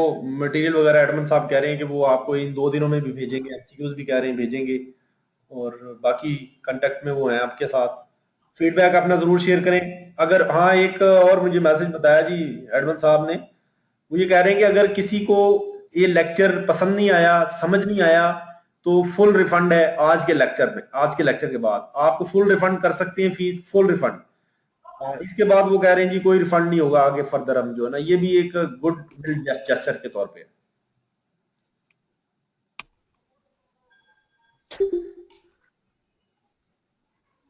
लेक्चर तो बहुत अच्छा था, मगर बस ये आप मटेरियल भेज दें 2 दिनों का। हाँ जी, मटेरियल आपके पास आ जाएगा इंशाल्लाह। तमाम लोग तसल्ली करें। अब हम जो है आपको गुड बाय बोलते हैं, मिलेंगे इंशाल्लाह मंडे को। मैं होऊंगा या कोई और प्रेजेंटर होंगे, नया टॉपिक होगा, नई चीजें होंगी इंशाल्लाह। आप भी तैयार रहें। Thank you all of you. Thank you sir. Have good weekend. Thank you sir. Thank you sir. Thank you. We are fully confident to you.